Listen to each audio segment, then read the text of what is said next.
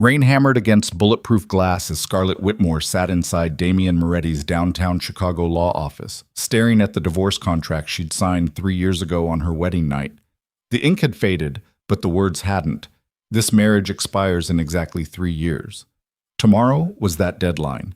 Damian had loved another woman the entire time, a socialite named Vanessa Sinclair who'd just returned to Chicago after years overseas.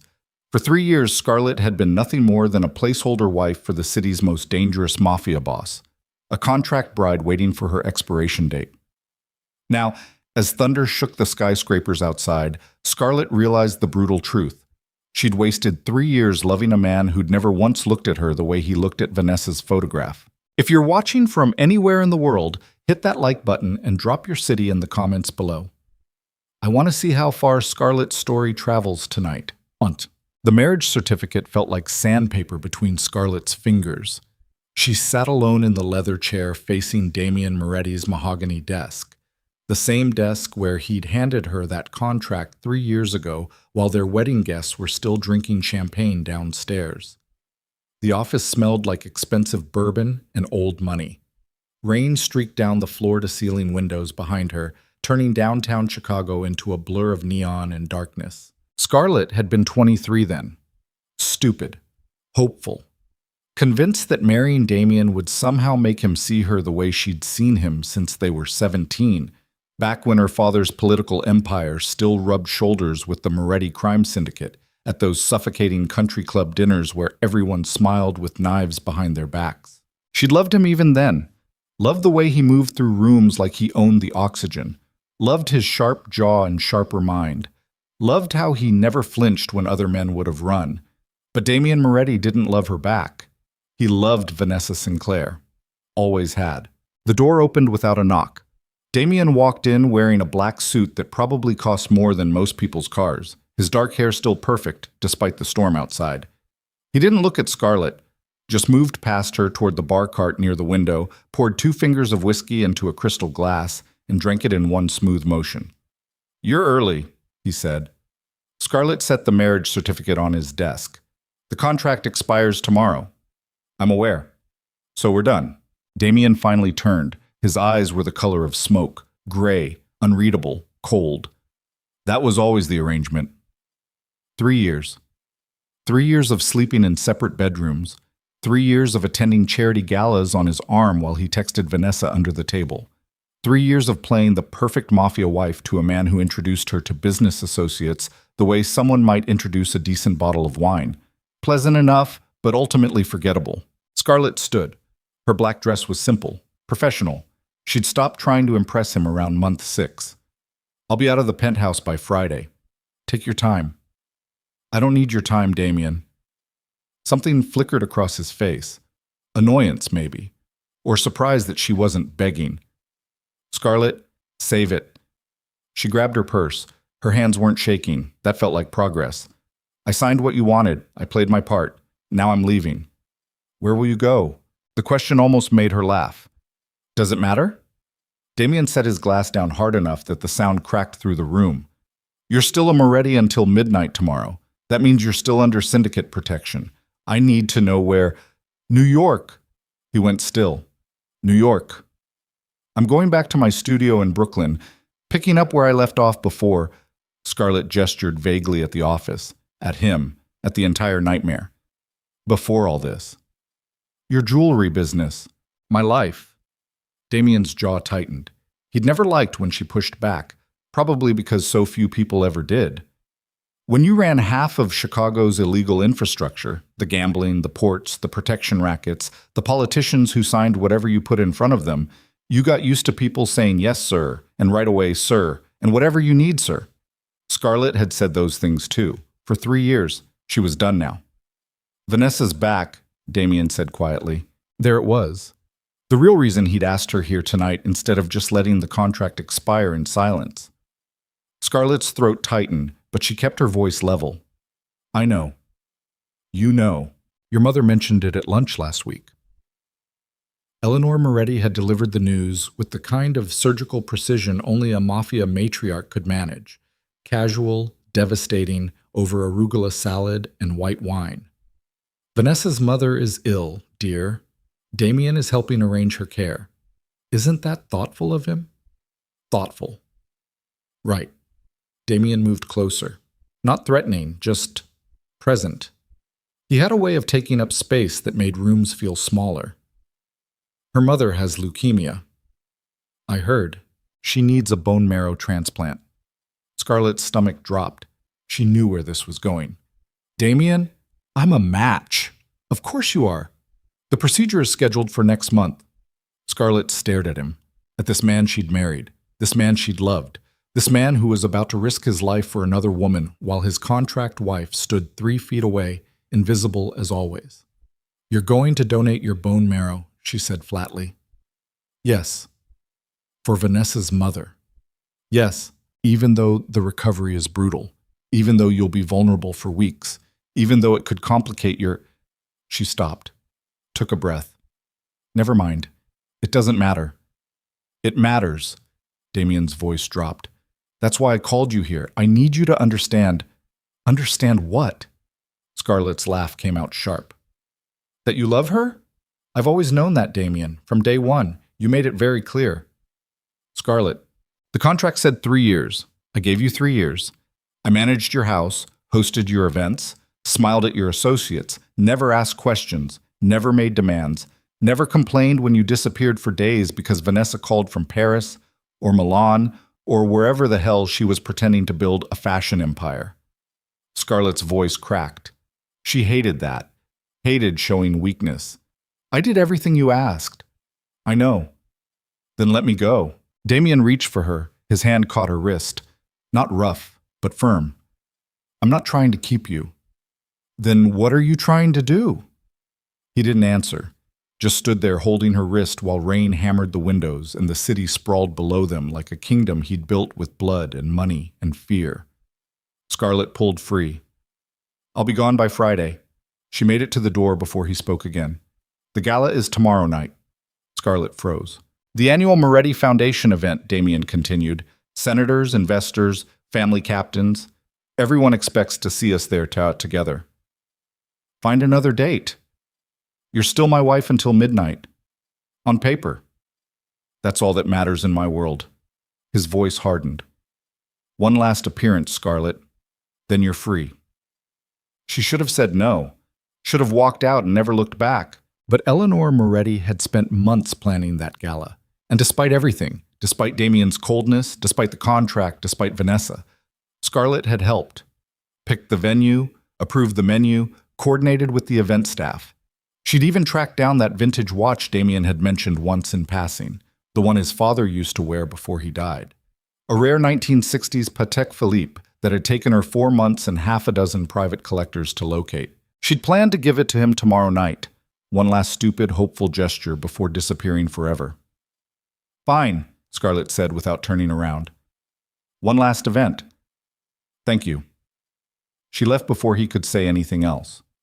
What? The Moretti estate sat on 10 acres of private lakefront property north of downtown. Scarlett had lived there for 3 years and still felt like a guest. She drove through the iron gates just after midnight, parked her Mercedes in the circular driveway, and walked through the front door into a house that had never felt like home. Marble floors, crystal chandeliers, Renaissance paintings worth more than most people would earn in a lifetime. Everything cold and beautiful and untouchable. Like Damien. Her heels echoed through the empty foyer. The night staff had already gone to bed. Scarlett climbed the curved staircase to the second floor, past Damien's master suite, door closed, lights off, empty as always, and continued down the hall to her own room. Separate bedrooms. That had been in the contract, too. She locked the door behind her, kicked off her heels, and collapsed onto the bed, still fully dressed. 3 years. Gone. Her phone buzzed. A text from her best friend Maya, who'd been texting approximately every 6 minutes since Scarlett had mentioned meeting with Damien tonight. Maya. Well? Did you tell him to go fuck himself? Scarlett smiled despite everything. Maya had never approved of the marriage, had in fact physically tried to drag Scarlett out of the engagement party 2 weeks before the wedding while screaming something about contractual Stockholm syndrome and emotional hostage situations. Scarlett. Contract ends tomorrow. I'm out by Friday. Maya. Hallelujah. Burn that house down on your way out. Maya. Wait, you're not actually staying there tonight, are you? Scarlett. One more night, then I'm done. Maya. You're too good for this, always have been. Scarlett set the phone down, stared at the ceiling, tried not to think about Damien donating bone marrow to save Vanessa's mother. Tried not to imagine him lying in a hospital bed, vulnerable and in pain, while Vanessa held his hand and whispered thank you. Tried not to care. Failed. She must have fallen asleep eventually because the next thing she knew, gray morning light was leaking through the curtains and someone was knocking on her door. Mrs. Moretti? The housekeeper's voice, soft, respectful. Breakfast is ready. Scarlett sat up, still wearing last night's dress. I'll be down in 20 minutes. She showered, changed into jeans and a sweater, and went downstairs expecting to eat alone like she had most mornings for the past 3 years. But Damien was there, sitting at the dining room table with coffee and the Wall Street Journal, dressed in workout clothes like he had just come from the private gym in the East Wing. He glanced up when she entered. Morning. Scarlett hesitated. Morning. She took her usual seat at the opposite end of the long table. The housekeeper brought her coffee, black, no sugar, the way she'd been drinking it since college, and a plate of eggs she wouldn't eat. Damien folded the newspaper. Sleep well? Fine. Silence. Then, I spoke with the event coordinator this morning. Everything's set for tonight. Scarlett sipped her coffee. Good. Vanessa will be there. The coffee turned to acid in her mouth. Of course she will. I wanted you to know. Damien's voice stayed neutral. So you're not surprised? Scarlett set her cup down carefully. Why would I be surprised? This is her city too. She grew up here, just like us. Her family... She stopped. It doesn't matter. Her family is broke, Damien said bluntly. Her father gambled away their entire fortune before he died. That's why she went to Europe. She was building a fashion company. I know. It failed. Scarlett looked up. What? Her company. It collapsed 6 months ago. Debt, bad investments, fraud allegations. Damien's jaw tightened. She came back because she had nowhere else to go. Something cold settled in Scarlett's chest. And you're helping her. Her mother is dying. So you're saving her. Scarlett pushed her chair back. Like always. Scarlett, I need to get ready for tonight. She left before he could respond, climbed the stairs back to her room, closed the door, and stood there breathing hard while her pulse hammered in her ears. Vanessa Sinclair. Beautiful, broken Vanessa, who'd left Chicago 5 years ago to build a fashion empire in Paris. Who'd sent Damien postcards from Milan and birthday texts from London and photos from Monaco that he'd kept in his desk drawer like sacred relics. Scarlett had found those photos once. Early in the marriage, back when she was still stupid enough to hope. Back when she'd convinced herself that maybe, if she was patient enough, good enough, perfect enough, Damien might eventually look at her the way he looked at those photographs. She'd never found them again. He must have moved them somewhere more private, somewhere Scarlett couldn't accidentally see proof that she was the consolation prize. Her phone buzzed. Maya again. Maya, what are you wearing tonight? Scarlett. Does it matter? Maya. Hell yes, it matters. This is your last night as Mrs. Damien fucking Moretti. Go out legendary. Maya. I'm coming over. We're doing this right. Scarlett smiled. We're doing this right. Maya arrived at 4 p.m. with a garment bag, a makeup kit, and enough fury to power a small city. This house is obscene, she announced, sweeping through Scarlett's bedroom like a hurricane in designer boots. How did you live here for 3 years without burning it down? Discipline? Stupidity. Maya unzipped the garment bag. I brought options. All of them say I'm too good for you, and we both know it.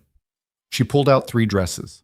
1 red, 1 emerald green, 1 midnight blue. Scarlett touched the blue one. Silk, floor length, with a neckline that managed to be elegant and devastating at the same time. That one, Maya said approvingly. Absolutely that one. 2 hours later, Scarlett barely recognized herself in the mirror. The dress fit like it had been designed for her body specifically. Her dark hair was pulled back in a sleek knot that showed off her neck and shoulders. Maya had done her makeup sharp, dark eyes, red lips, The kind of look that made men trip over themselves and women take notes. Perfect, Maya breathed. You look like you're about to ruin someone's life.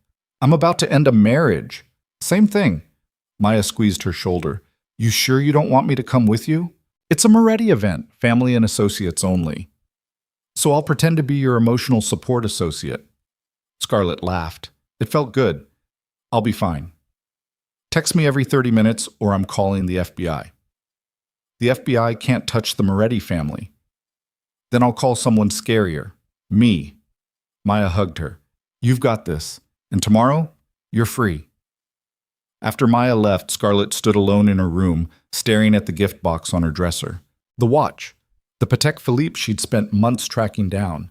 She picked it up, felt the weight of it, thought about all the things she could say when she gave it to him tonight, all the things she'd never said in 3 years of playing the dutiful wife. I loved you. You never even noticed. But she wouldn't say any of that. She'd give him the watch, smile, play her part one last time, and then disappear. Clean, simple. Done. Her phone buzzed. A text from Damien. Damien, car is ready. I'll meet you downstairs. Scarlett took one last look at herself in the mirror. The woman staring back looked powerful, elegant, untouchable.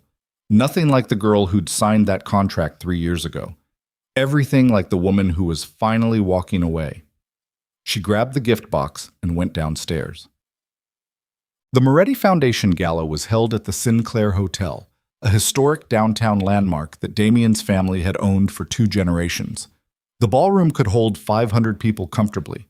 Tonight it held senators, federal judges, tech billionaires, old money families, and at least a dozen mob captains from syndicate operations across the Midwest. Everyone who mattered in Chicago was here. Everyone who feared the Moretti name. Scarlett arrived with Damien just after 8 p.m. His hand rested on the small of her back as they moved through the crowd. A performance of marital unity that both of them had perfected over 3 years of public appearances. He looked good. Black tuxedo, perfectly tailored, hair swept back, the kind of handsome that made people nervous because beauty like that usually came with danger attached. And it did. Damien Moretti was the most dangerous man in this room, and everyone knew it. Smile, he murmured near her ear. Scarlett smiled. She was good at that now, smiling while dying inside. They made their rounds. Damien introduced her to a tech CEO who'd just moved his headquarters to Chicago. Scarlett made small talk with a senator's wife about charity work and environmental initiatives. They posed for photographs near the silent auction tables, Damien's arm around her waist, both of them looking like the perfect power couple. It was all lies. Eleanor Moretti appeared near the champagne fountain, wearing diamonds and a smile sharp enough to cut glass. "Darling," she said, kissing Scarlett's cheek, "you look stunning." "Thank you, Eleanor. That dress is perfect. Where did you find it?" Maya helped. Eleanor's smile tightened. She'd never approved of Maya. Too outspoken, too willing to challenge the family. "How lovely. Damien, the mayor is asking for you." Damien squeezed Scarlett's waist once, a silent "I'll be back," and disappeared into the crowd with his mother. Scarlett grabbed champagne from a passing waiter and drank it too fast. "Careful," a voice said behind her. "Those go straight to your head." Scarlett turned. Vanessa Sinclair stood there looking like every nightmare Scarlett had ever had. She was beautiful. Objectively, devastatingly beautiful. Long blonde hair, blue eyes, perfect bone structure, wearing a white dress that probably cost more than Scarlett's car. She looked like old Hollywood, and knew money had a baby and named it Flawless. Scarlett hated her. "Vanessa." "Scarlett." Vanessa's smile didn't reach her eyes. "It's been a long time. 5 years." "Has it really? Time flies." Vanessa sipped her champagne. "I heard you and Damien got married. Congratulations." Scarlett's fingers tightened on her glass. "Thank you. It must be wonderful, being Mrs. Moretti." Vanessa's voice dripped with something that might have been pity or might have been cruelty. All that power, all that money, all those responsibilities. "It's been an experience, I'm sure." Vanessa glanced across the room to where Damien stood talking with the mayor and a federal judge. "He looks good, happy." Scarlett wanted to throw her champagne in Vanessa's face, wanted to scream that Damien had never been happy. that he'd spent 3 years married to Scarlett while texting Vanessa, that he was about to risk his life donating bone marrow because Vanessa's mother was sick. But she didn't say any of that, just smiled. "How's your mother?" Vanessa's expression cracked, just for a second. "She's not well." "I'm sorry. Damien's been helping. He's amazing." Vanessa's eyes went bright. "I don't know what I'd do without him." "Get used to it," Scarlett thought viciously, "because tomorrow he's nobody's husband." But out loud she just said, "I'm glad he could help." "He's donating his bone marrow. Did he tell you?" "He mentioned it." "He didn't have to. Most people wouldn't. But Damien, he's always been so generous, so brave." Vanessa touched Scarlett's arm.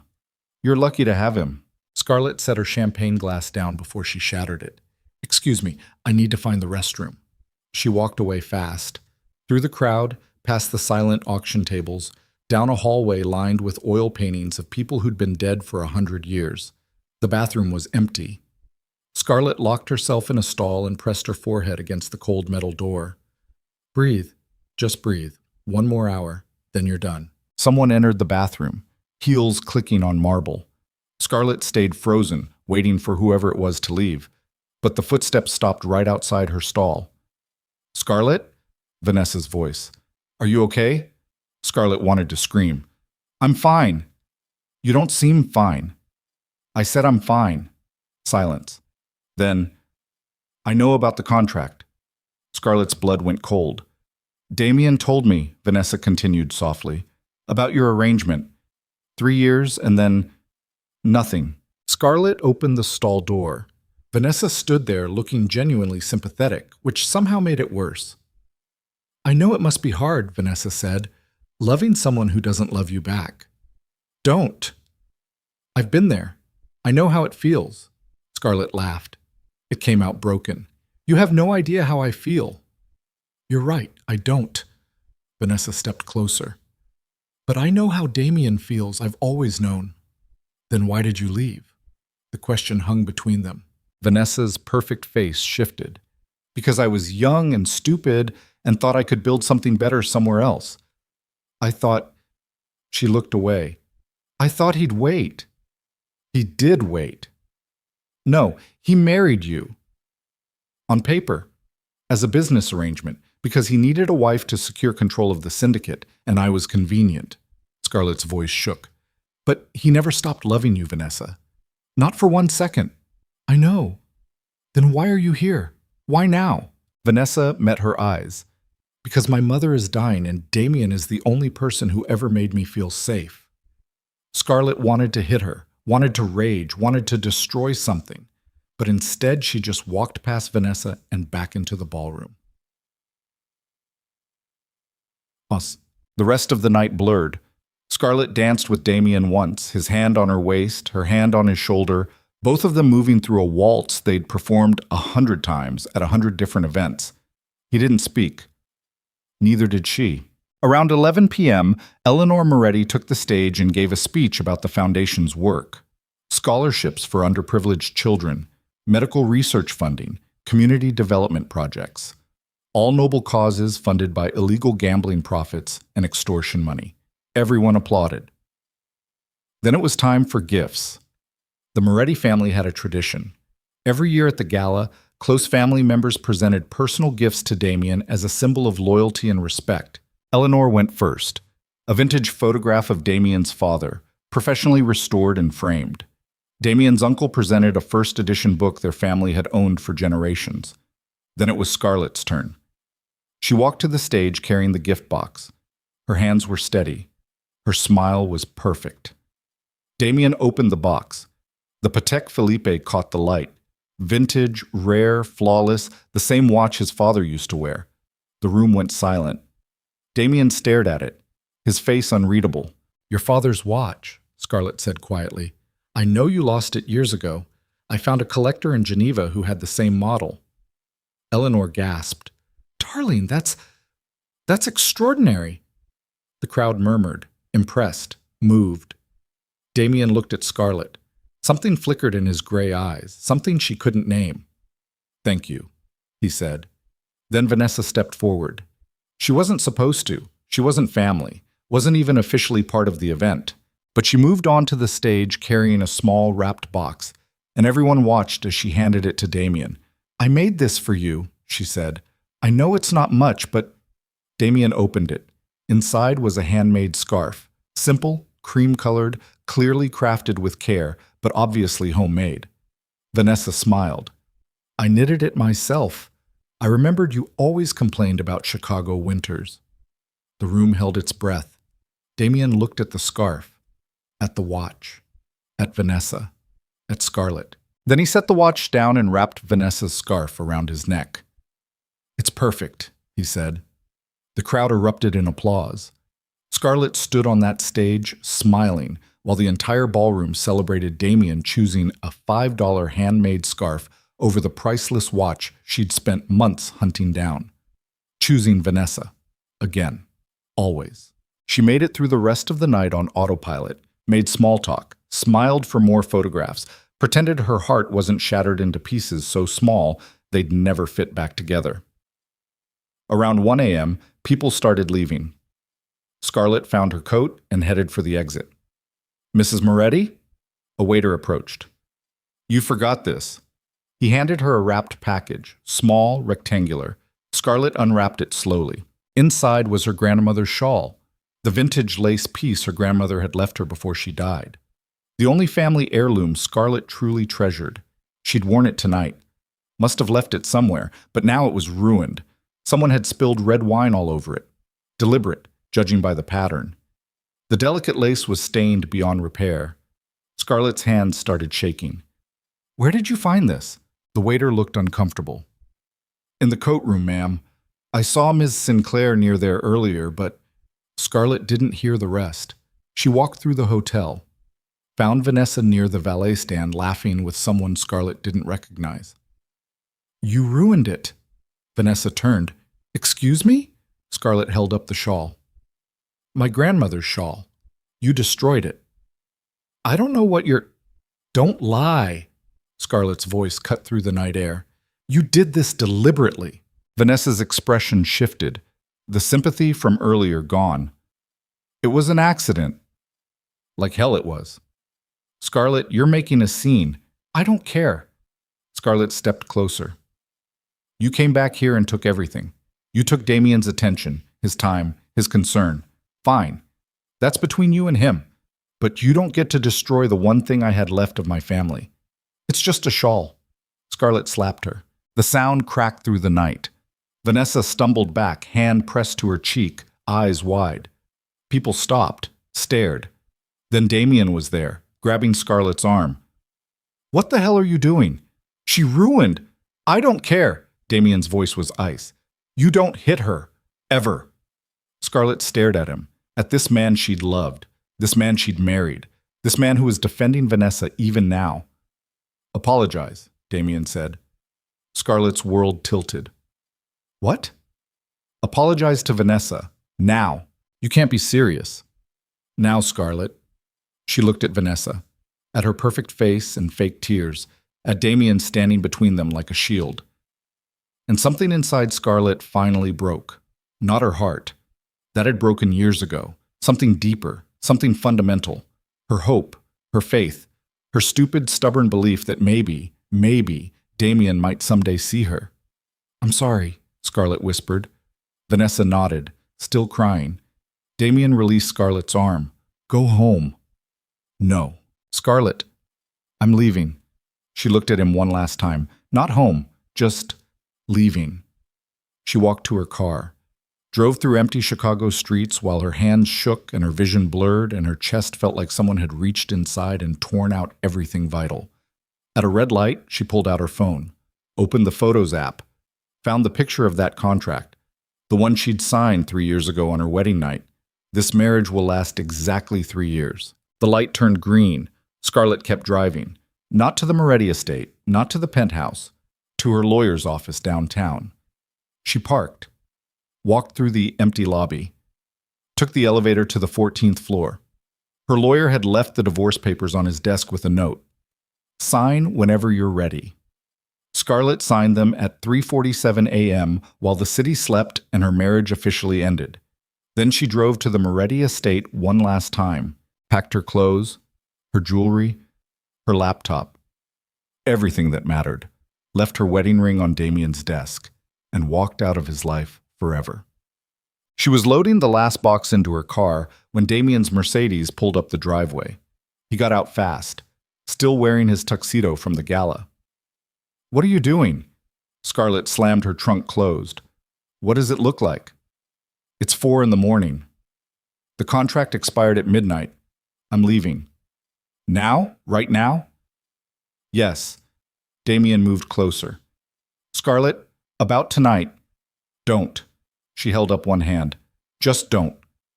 You can't just leave like this. Watch me." "Scarlett, you made me apologize to her." Scarlett's voice cracked. "She destroyed the one thing I had left of my grandmother, and you made me apologize to her." "She didn't mean—" "I don't care what she meant. I don't care about her excuses or her tears or her dying mother or any of it." Scarlett's hands curled into fists. "I gave you 3 years, Damien. I managed your house. I hosted your events. I smiled at your associates.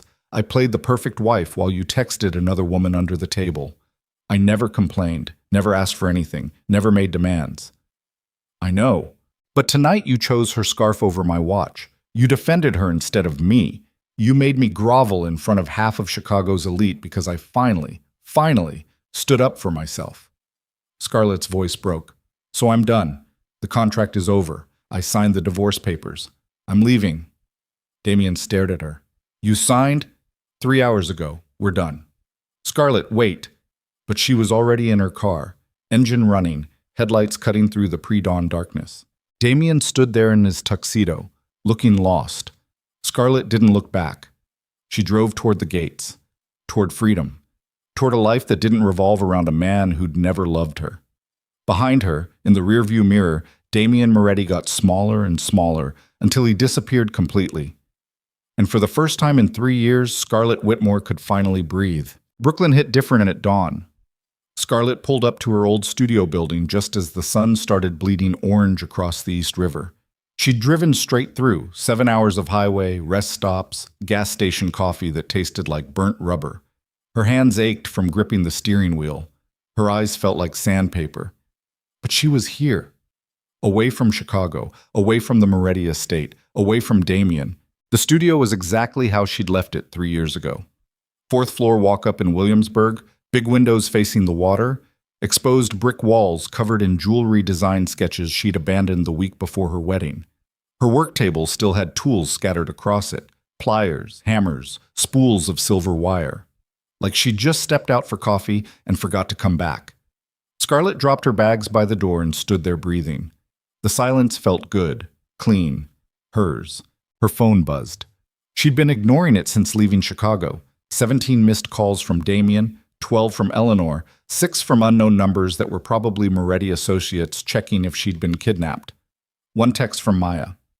"Please tell me you're alive," Scarlett typed back. "Alive, in Brooklyn. Don't tell anyone." The response came instantly. "Thank God." "Calling you now?" The phone rang. Scarlett answered. "You actually left." Maya's voice cracked with relief. "You really did it." "I really did it." "How do you feel?" Scarlett looked around the studio, at the dust covering everything, at the design she'd abandoned, at the life she'd put on hold to play mafia wife for a man who'd never wanted her. "Empty," she said. "I feel empty." "That's normal. You just walked away from 3 years of hell." "It wasn't all hell. Scarlett, some of it was just sad." Scarlett sank onto her old couch. Springs creaked. "I thought I could make him love me. How stupid is that? Not stupid. Human." "Same thing." Maya was quiet for a second, then, "What are you going to do now?" Scarlett looked at her work table, at all those abandoned designs.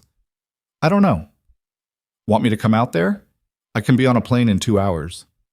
"No, I need to figure this out alone." "You've been alone for 3 years." "That was different. That was lonely. This is—" Scarlett searched for the word. "This is mine." Maya understood. She always did. "Okay, but I'm 1 phone call away, anytime, day or night." "I know." "And Scarlett?" "Yeah?" "Fuck Damien Moretti." Scarlett smiled. First real smile in days. Yeah, fuck him. After they hung up, Scarlett sat in the growing daylight and let herself feel everything she'd been holding back during the drive. The humiliation at the gala. Damien choosing Vanessa's cheap scarf over the watch Scarlett had spent months finding. Making her apologize while half of Chicago watched. Defending Vanessa like she was something precious while treating Scarlett like hired help. The anger felt good, clean and sharp and clarifying. She stood, walked to her work table, picked up a hammer and a piece of silver wire. Her hands remembered the movements: bend, twist, shape, strike. By noon, she'd made her first piece of jewelry in 3 years. A ring. Simple, brutal, beautiful. She held it up to the light and felt something shift inside her chest. Not hope? Not yet.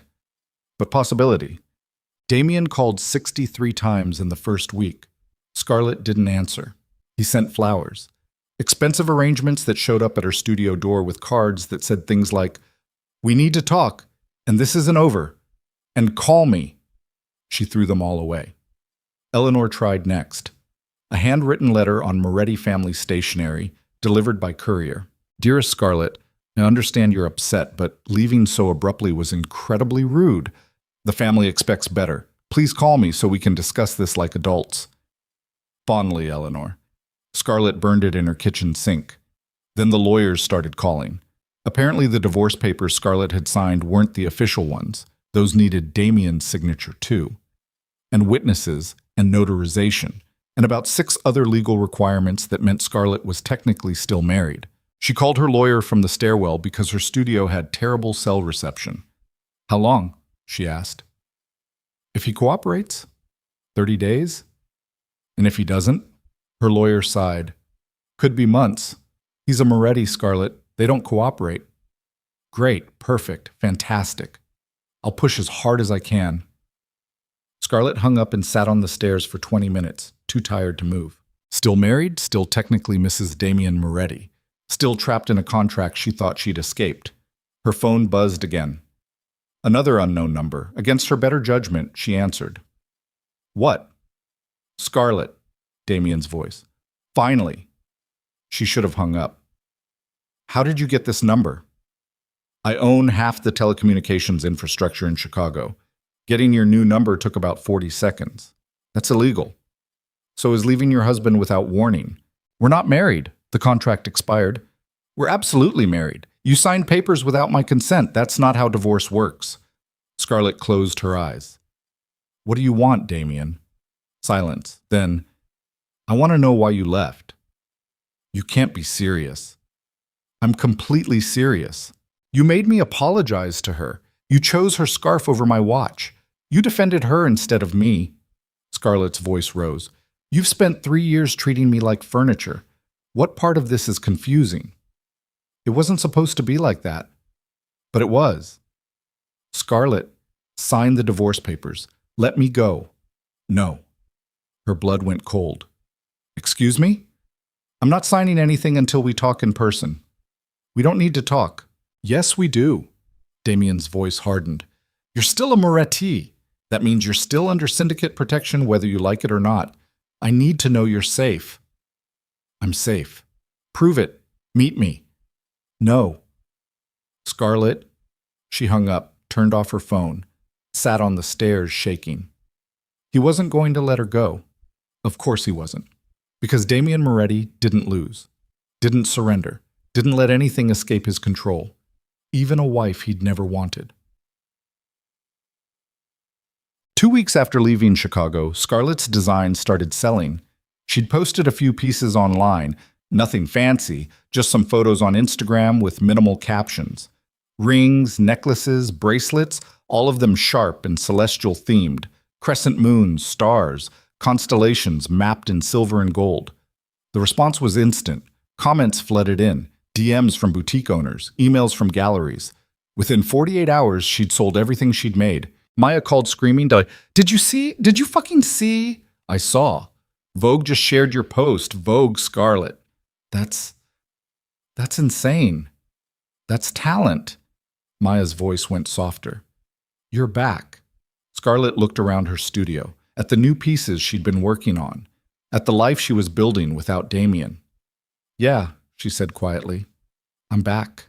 She hired a studio assistant, a young designer named Carmen, who just graduated from Parsons and worked like she was personally trying to redesign the entire jewelry industry. "Your celestial work is incredible," Carmen said on her first day, studying one of Scarlett's necklaces. "How did you develop this style?" Scarlett thought about all those lonely nights in the Moretti estate, all those hours she'd spent staring at the sky through her bedroom window, wishing she was anywhere else. "Long story," she said. Carmen didn't push. Just got to work organizing the chaos Scarlett had created over the past 2 weeks. They fell into a rhythm. Scarlett designed. Carmen handled production, shipping, customer emails. Orders kept coming. More boutiques. A gallery in Soho wanted to feature her work. A fashion magazine requested an interview. Scarlett's new life took shape one piece at a time. And she didn't think about Damien, mostly, until the day Vanessa showed up at her studio. It was late afternoon. Carmen had left early for a doctor's appointment. Scarlett was alone, working on a new bracelet design, when someone knocked on the door. She opened it without thinking. Vanessa stood in the hallway wearing designer jeans and a cashmere sweater, looking like she'd walked out of a catalog for expensive casual wear. Scarlett's stomach dropped. "How did you find me?" "Damien." "Of course." Scarlett started to close the door. "Leave. Wait." Vanessa put her hand on the door. "Please, I need to talk to you." "We have nothing to talk about." "It's about Damien." "I don't care about Damien." "He's in the hospital." Scarlett froze. "What?" "The bone marrow donation. There were complications." Vanessa's eyes were red. "He's been unconscious for 3 days." The bracelet slipped from Scarlett's fingers, hit the floor. She didn't pick it up. "What kind of complications?" "Infection. His body rejected something during the procedure. The doctors say—" Vanessa's voice broke. "They say it's bad." Scarlett's chest tightened. She hated that. Hated that even now, even after everything, her first instinct was still to worry about him. "Why are you telling me this?" "Because he's been asking for you." "No, he hasn't." "He has. Every time he wakes up, he asks where you are." Vanessa wiped her eyes. "His mother won't tell him you left. She keeps saying you're busy, but he knows something's wrong." Scarlett leaned against the doorframe. "That's not my problem." "Scarlett, he chose you, Vanessa. He risked his life for your mother. He defended you. He humiliated me in front of everyone who matters in Chicago. So forgive me if I don't rush to his hospital bed because he's finally paying the price for his choices." Vanessa flinched. "I know you hate me." "I don't hate you. I hate that he loves you." "He doesn't. Don't lie." Scarlett's voice cut like glass. "You know he does. You've always known." Vanessa looked away. "It's complicated." "It's really not." They stood there in the hallway. Two women who'd both loved the same man, who'd both lost him in different ways. "He's dying," Vanessa whispered. Scarlett's hands curled into fists. "The doctor said that?" "They said if the infection doesn't respond to treatment in the next 48 hours. Vanessa couldn't finish. Scarlett wanted to feel nothing, wanted to be cold and hard and untouchable, but she wasn't. She was still the girl who'd loved Damien Moretti since she was 17, still the woman who'd spent 3 years hoping he might someday look at her the way he looked at Vanessa's photograph. Still stupid. "Where is he?" "Northwestern Memorial, ICU, 6th floor." Scarlett grabbed her coat. "If this is some kind of trick, it's not, I swear. Why do you even care if I come?" Vanessa met her eyes. "Because despite everything, you're the only person who ever really loved him."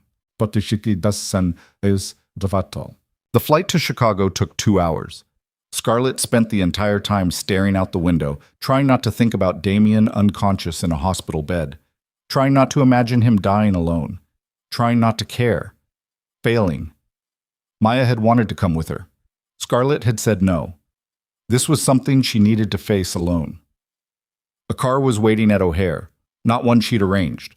A black Mercedes with Moretti Syndicate plates and a driver in a suit who opened the door without speaking. They'd been watching for her. Of course they had. The drive to Northwestern Memorial took 30 minutes through evening traffic. Scarlett watched Chicago slide past the windows, the city she'd left 2 weeks ago, the city that still felt like a trap. Eleanor Moretti was waiting in the ICU family lounge. She looked older, tired. The first time Scarlett had ever seen her without perfect makeup and perfect posture. "Scarlett," Eleanor stood. "You came." "Vanessa said it was serious." "It is." Eleanor's voice cracked. "The doctors aren't optimistic." Scarlett's throat tightened. "Can I see him?" "Room 604, but Scarlett—" Eleanor caught her arm. "He doesn't know you left. I haven't told him." "Why not?" "Because he's fighting to survive. I won't give him another reason to give up." Scarlett pulled free. "You think I'm the reason he'd give up?" "I think you're the reason he'd fight." The words hit like a punch. Scarlett walked to room 604 on legs that felt like water, pushed open the door, stepped inside. Damien lay in the hospital bed, surrounded by machines that beeped and hummed and tracked every struggling breath. IV lines ran into his arms. Monitors showed numbers Scarlett didn't understand. His skin looked gray. His face looked hollow. He looked like he was dying. Scarlett moved to his bedside, sat in the chair someone had left there, stared at the man she'd married. "Hey," she whispered. No response, just the steady beep of the heart monitor. "I'm here. I don't know why, but I'm here." Her voice shook. "You're an idiot. You know that? Risking your life for her mother. For her. You've always been an idiot when it comes to Vanessa." The machines kept beeping. "I left 2 weeks ago. I drove to Brooklyn and I'm rebuilding my life, and I'm finally okay without you." Scarlett's eyes burned. "But then Vanessa showed up and said you were dying, and She stopped, pressed her hand against her mouth. "I shouldn't have come. You don't deserve this. Don't deserve me worrying about you after everything you put me through." Damien's hand moved, just barely, fingers twitching against the hospital sheets. Scarlett froze. "Damien?" His eyes opened, slow, unfocused, gray like storm clouds. He looked at her, really looked at her. "Scarlett," his voice came out rough, broken. "You're here." "Yeah, I'm here. Thought I was dreaming." "You're not dreaming." He tried to sit up, failed, fell back against the pillows. "How long?" 3 days, apparently. "Feels like longer." His eyes closed. "Everything hurts." That's what happens when you donate bone marrow without proper recovery time. "Had to. Vanessa's mother—" "I know." Scarlett stood. "I should go." "Don't." His hand caught hers, weak grip but determined. "Stay." "Damien, please." She should have left, should have walked out and never looked back, but she sat back down, held his hand, watched him drift back into unconscious while the machines beeped and Chicago grew dark outside the window. Scarlett stayed for 48 hours. She slept in the chair beside Damien's bed, drank terrible hospital coffee, ignored Eleanor's meaningful looks and Vanessa's guilty presence. The infection responded to treatment. Slowly. Damien's fever broke on the second night. His numbers improved. The doctors started using words like stable and recovering. He was going to live. On the third morning, Scarlett was standing by the window watching sunrise when Damien woke up. "You're still here." She turned. "Yeah." "Why?" "Good question." Scarlett didn't have a good answer. "I don't know," she said finally. Damien studied her, more alert now, more himself. "You look different." "I cut my hair." "That's not what I mean." His eyes narrowed. "You look free." Scarlett's chest tightened. "I am free. The contract expired 2 weeks ago. I left, Damien. I drove to Brooklyn and filed for divorce and started rebuilding my life." He went still. "You left." "Yes. My mother said you were busy." "She lied." Damien's jaw tightened. "Why?" "Ask her." "I'm asking you." Scarlett moved closer to the bed. "Because I was done. Done being invisible. Done being the placeholder. Done waiting for you to notice me while you loved someone else." "Scarlett, and you know what? Leaving was the best thing I ever did. I'm designing again. My work is selling. I'm happy." Her voice cracked. "I'm finally happy." Damien stared at her. "Then why are you here?" Because Vanessa said you were dying, and you cared. Against my better judgment, Scarlett grabbed her coat. But you're not dying, so I'm leaving. Again. Scarlett, wait. Sign the divorce papers, Damien. Let me go. I can't. She stopped, turned. Why not? Because He stopped, looked away. Because it's complicated. It's not complicated. You love Vanessa. You always have. Let me find someone who actually wants me. There's no one like you. Scarlett laughed. It came out bitter. That's not the compliment you think it is. She walked out before he could respond. Eleanor was waiting in the hallway. You're leaving. He's stable. You don't need me. Scarlett, sign the papers, Eleanor. Tell your son to sign the goddamn papers. She made it to the elevator before the tears started. Back in Brooklyn, Scarlett threw herself into work. She designed like she was trying to forget, like creating beauty could somehow erase the past 3 years.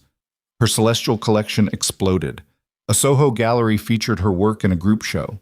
The New York Times mentioned her in an article about emerging jewelry designers. Orders flooded in faster than she and Carmen could handle.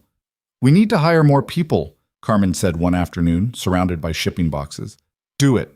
And we need a bigger space. Find one. Carmen stared at her. Are you okay?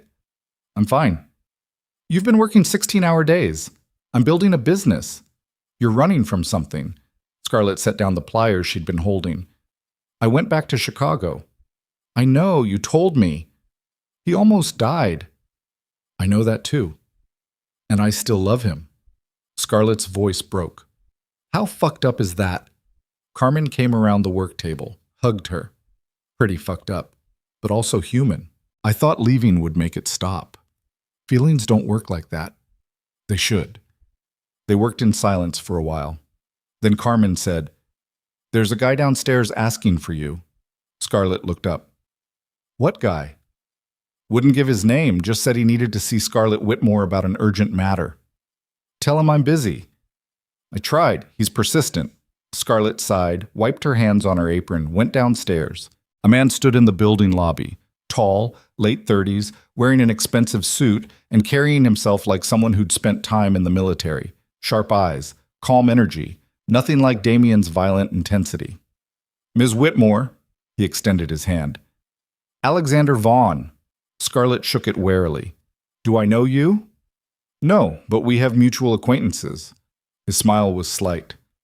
I work with several luxury brands. I saw your work at the Soho Gallery last week. It's extraordinary. Thank you.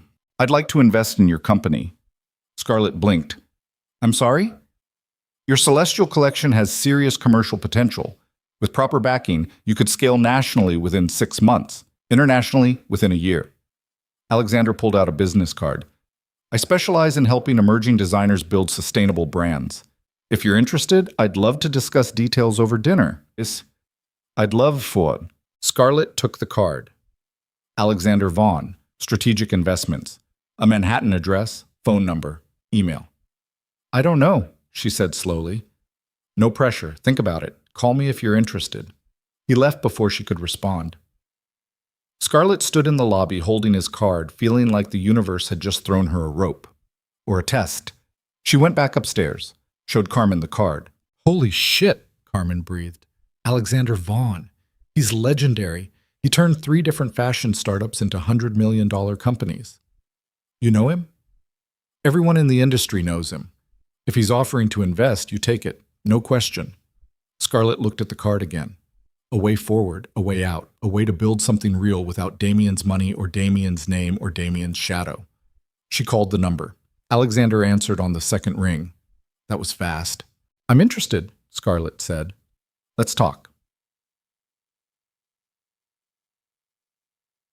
Dinner was at a quiet restaurant in Tribeca. Small, elegant, expensive without being flashy.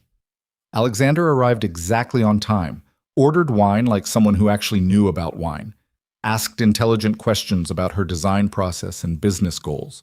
He didn't flirt, didn't push, just listened. It was refreshing. I started designing in college, Scarlett explained between courses.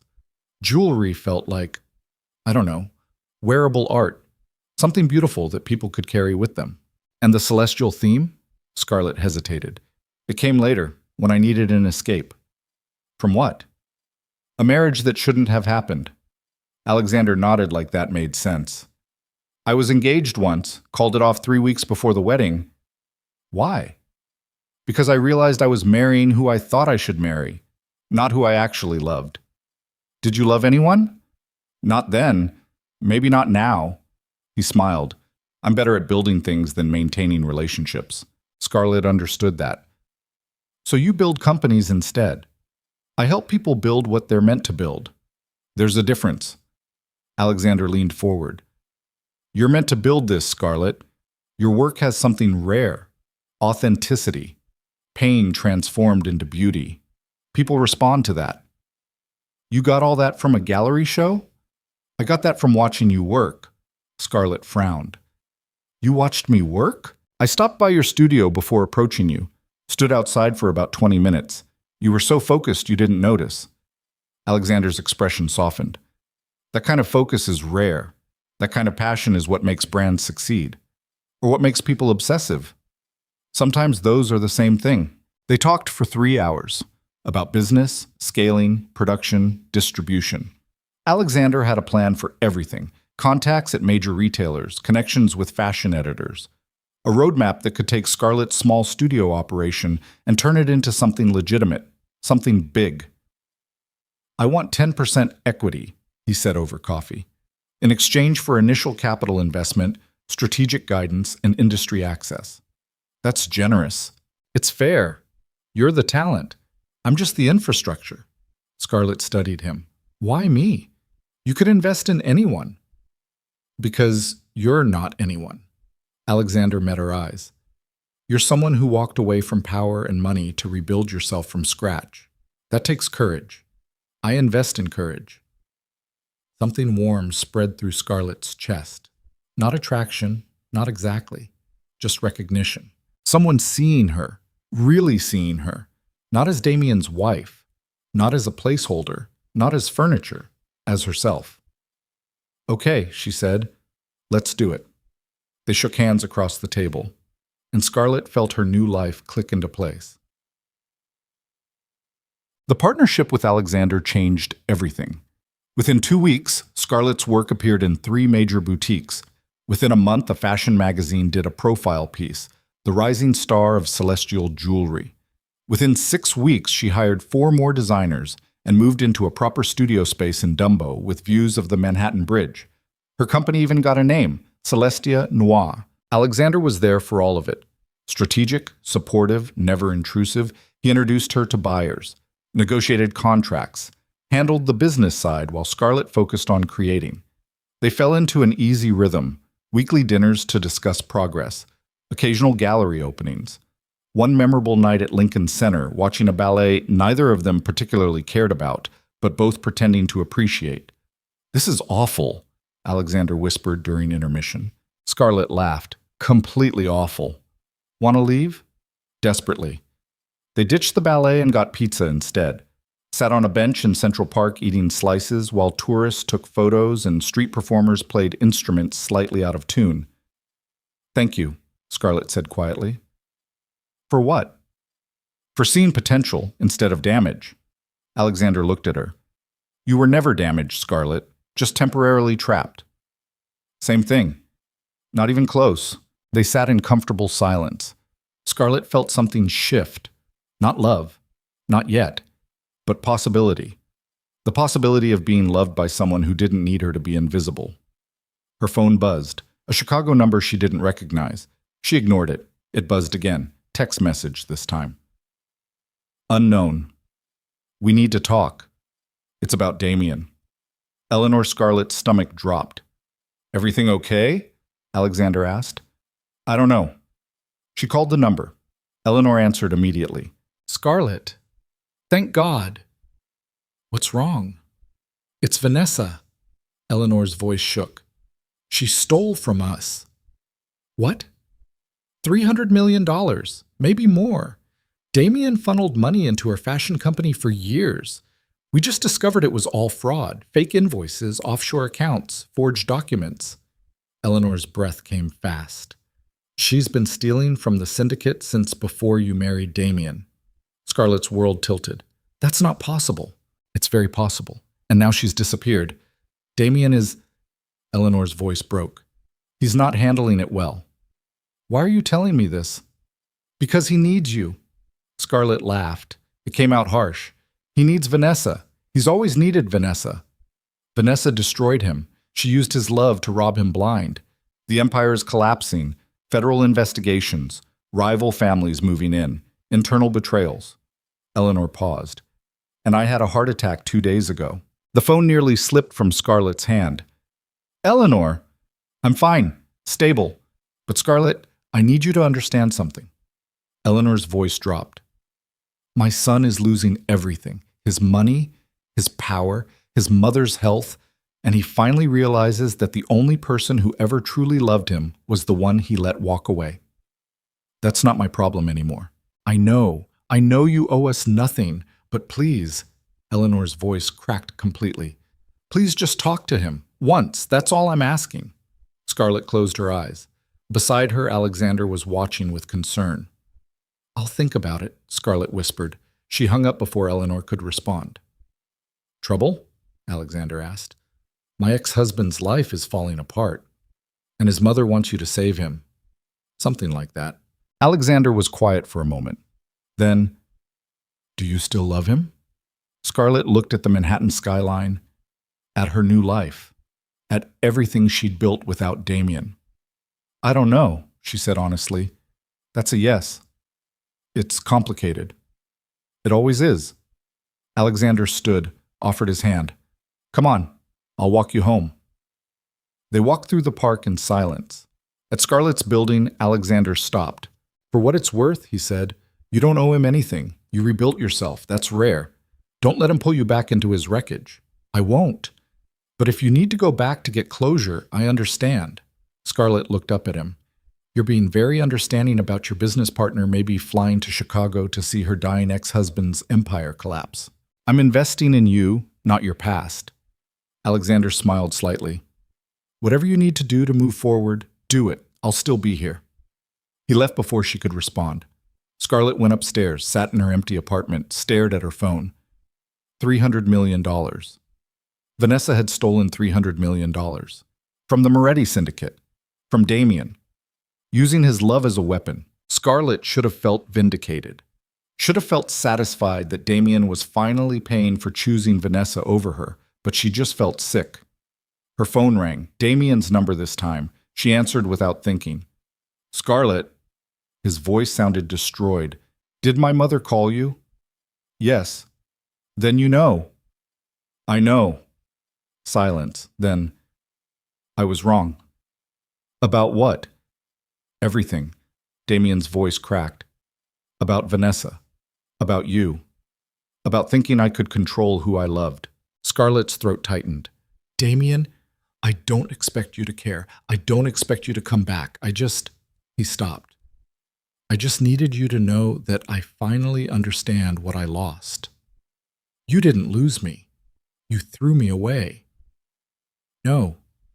You humiliated me, defended her, made me apologize while she destroyed my grandmother's shawl. I know. You spent 3 years treating me like furniture while worshiping a woman who was robbing you blind. I know. Damien's breath shook. I know all of it, and I'm sorry. I'm so fucking sorry. Scarlett pressed her hand against her mouth, tears streaming down her face. I can't do this. I'm not asking you to. I'm sorry. The line went dead. Scarlett sat alone in her apartment, crying for the first time since leaving Chicago.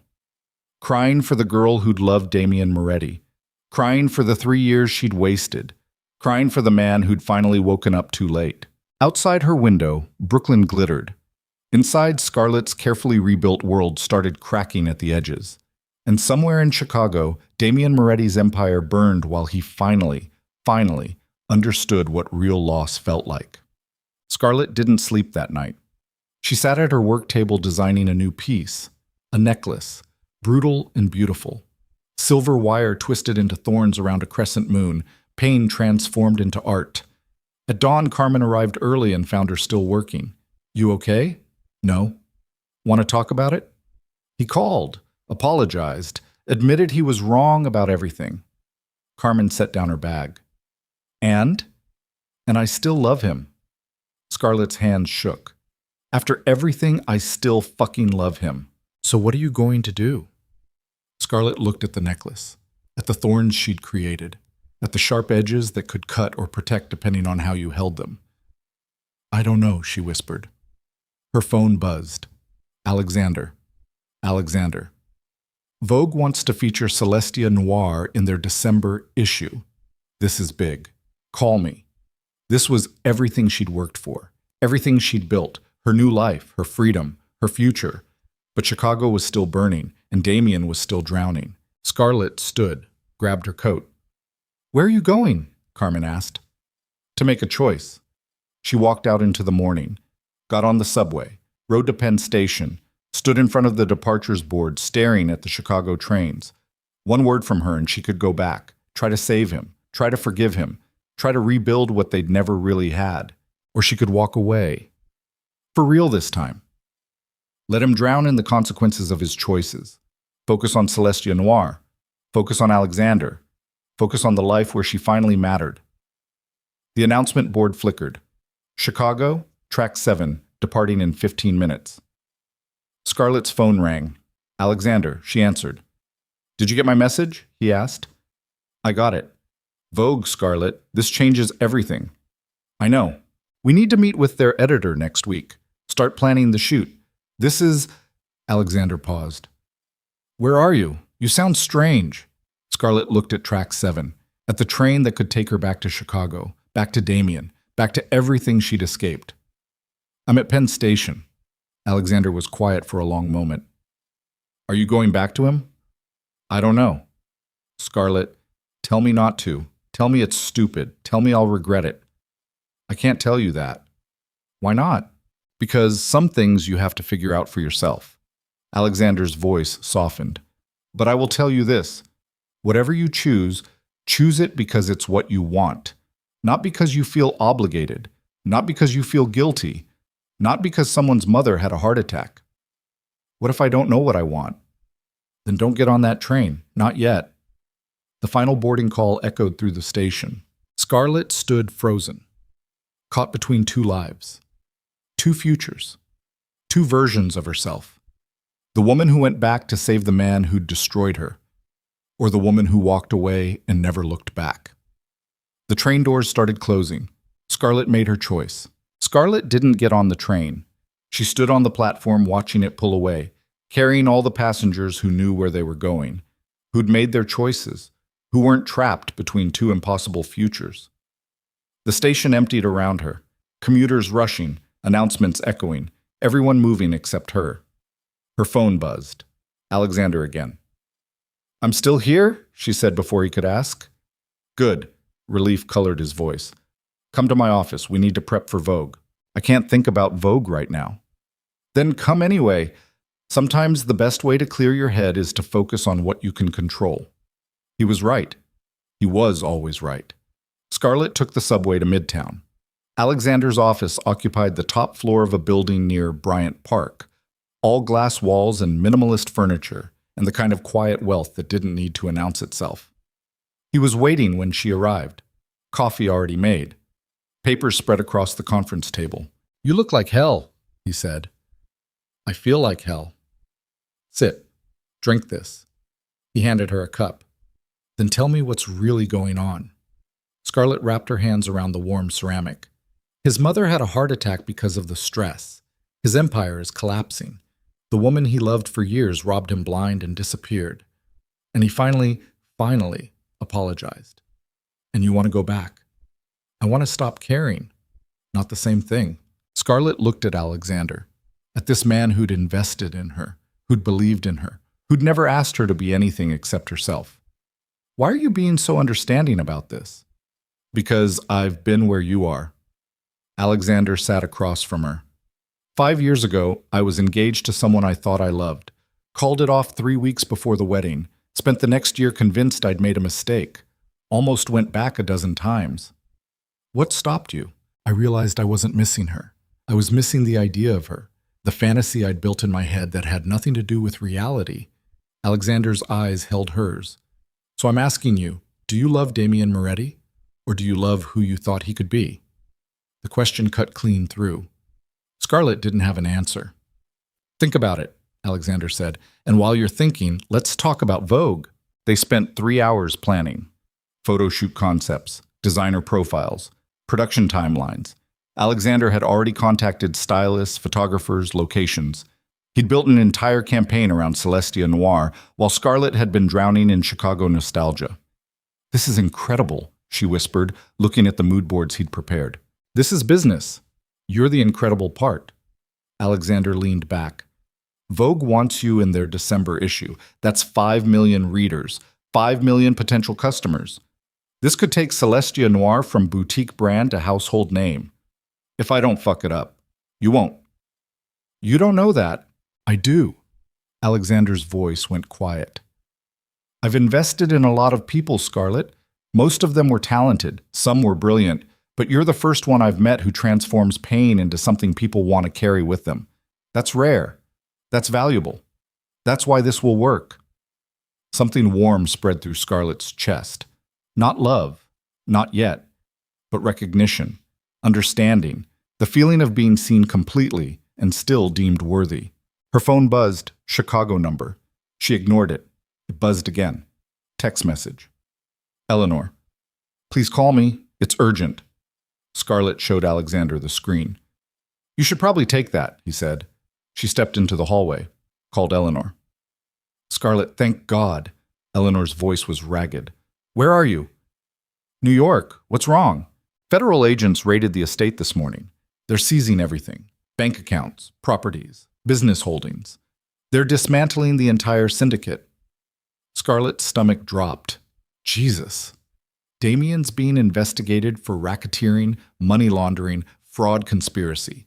They're building a case. They want to send him to prison for life. Eleanor and Vanessa surfaced in Las Vegas, running an illegal gambling operation with our stolen money. Eleanor's breath hitched.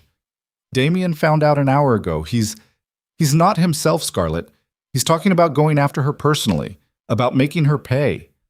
I'm afraid he's going to do something catastrophic. Call his lawyers. Call his security team. Call anyone except me. They won't listen. You're the only person who ever had any real influence over him. That's not true. It is true. He just never realized it until you left. Eleanor paused. I'm begging you. Come back. Talk to him. Before he destroys what little we have left. Scarlett closed her eyes. I can't save him. I'm not asking you to save him. I'm asking you to stop him from committing suicide by vendetta. The line went dead. Scarlett stood in the hallway, breathing hard. Her reflection stared back from the glass walls. Professional, put together, successful. Everything she'd built in the past 2 months.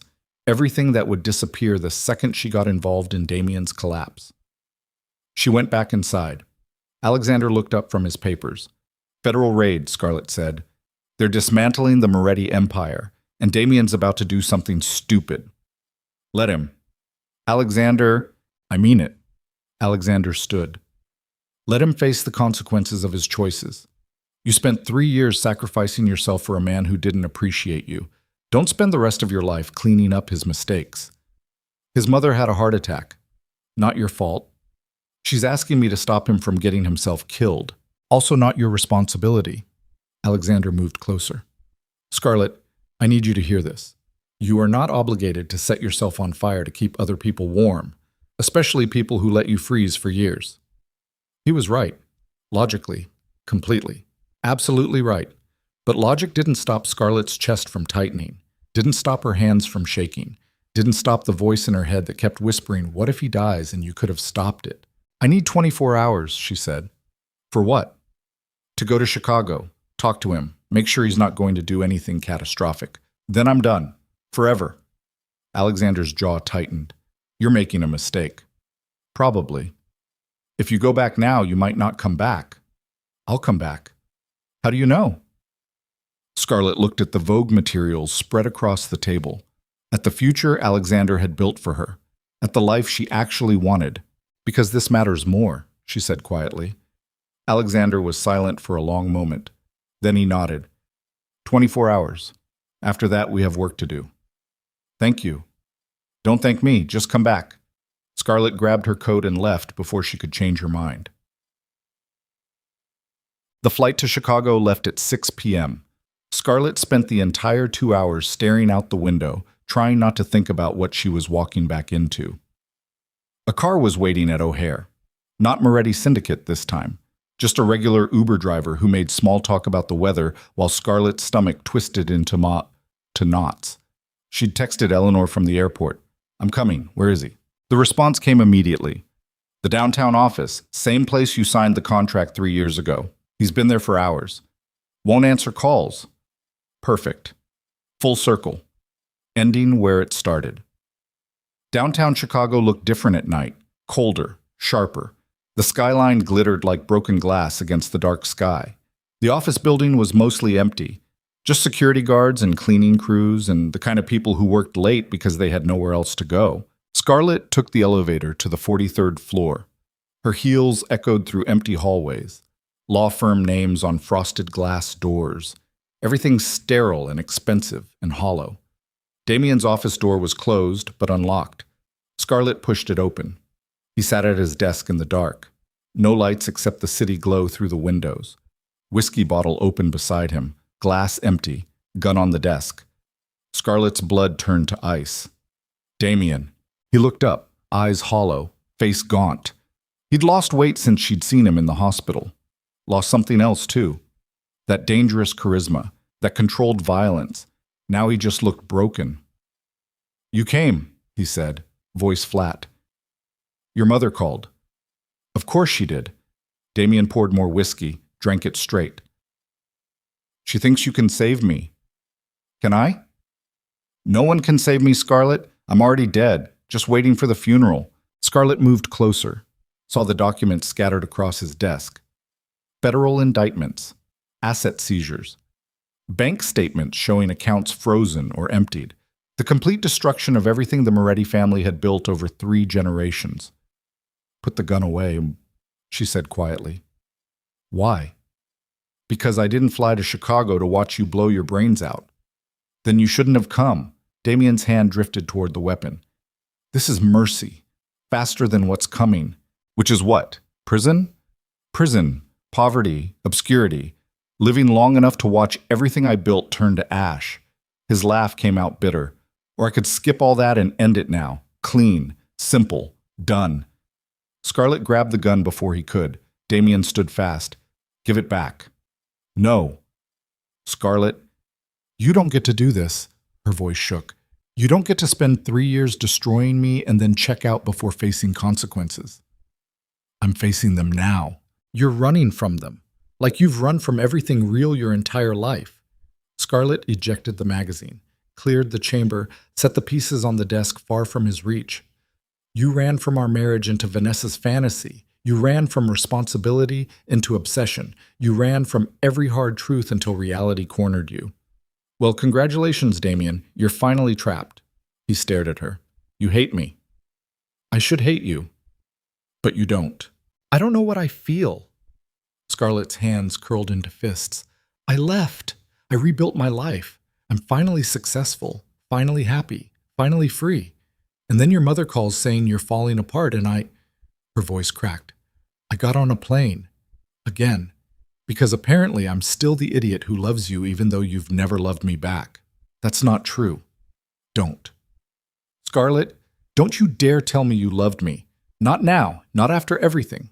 Damien moved around the desk, close enough that Scarlett could smell the whiskey on his breath, could see the dark circles under his eyes, could feel the desperation radiating off him like heat. I didn't know how to love you, he said quietly. I was too busy chasing a ghost. Vanessa wasn't a ghost. She was real, and she robbed you blind. I know. $300 million, Damien. She stole $300 million. I know. Using your love as a weapon. I know.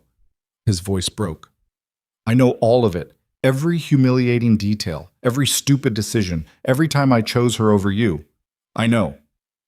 Scarlett's chest tightened. Then why did you do it? Because I'm a coward. Damien's eyes met hers. Because loving her was safe. She was never really mine, so I never had to risk actually losing her.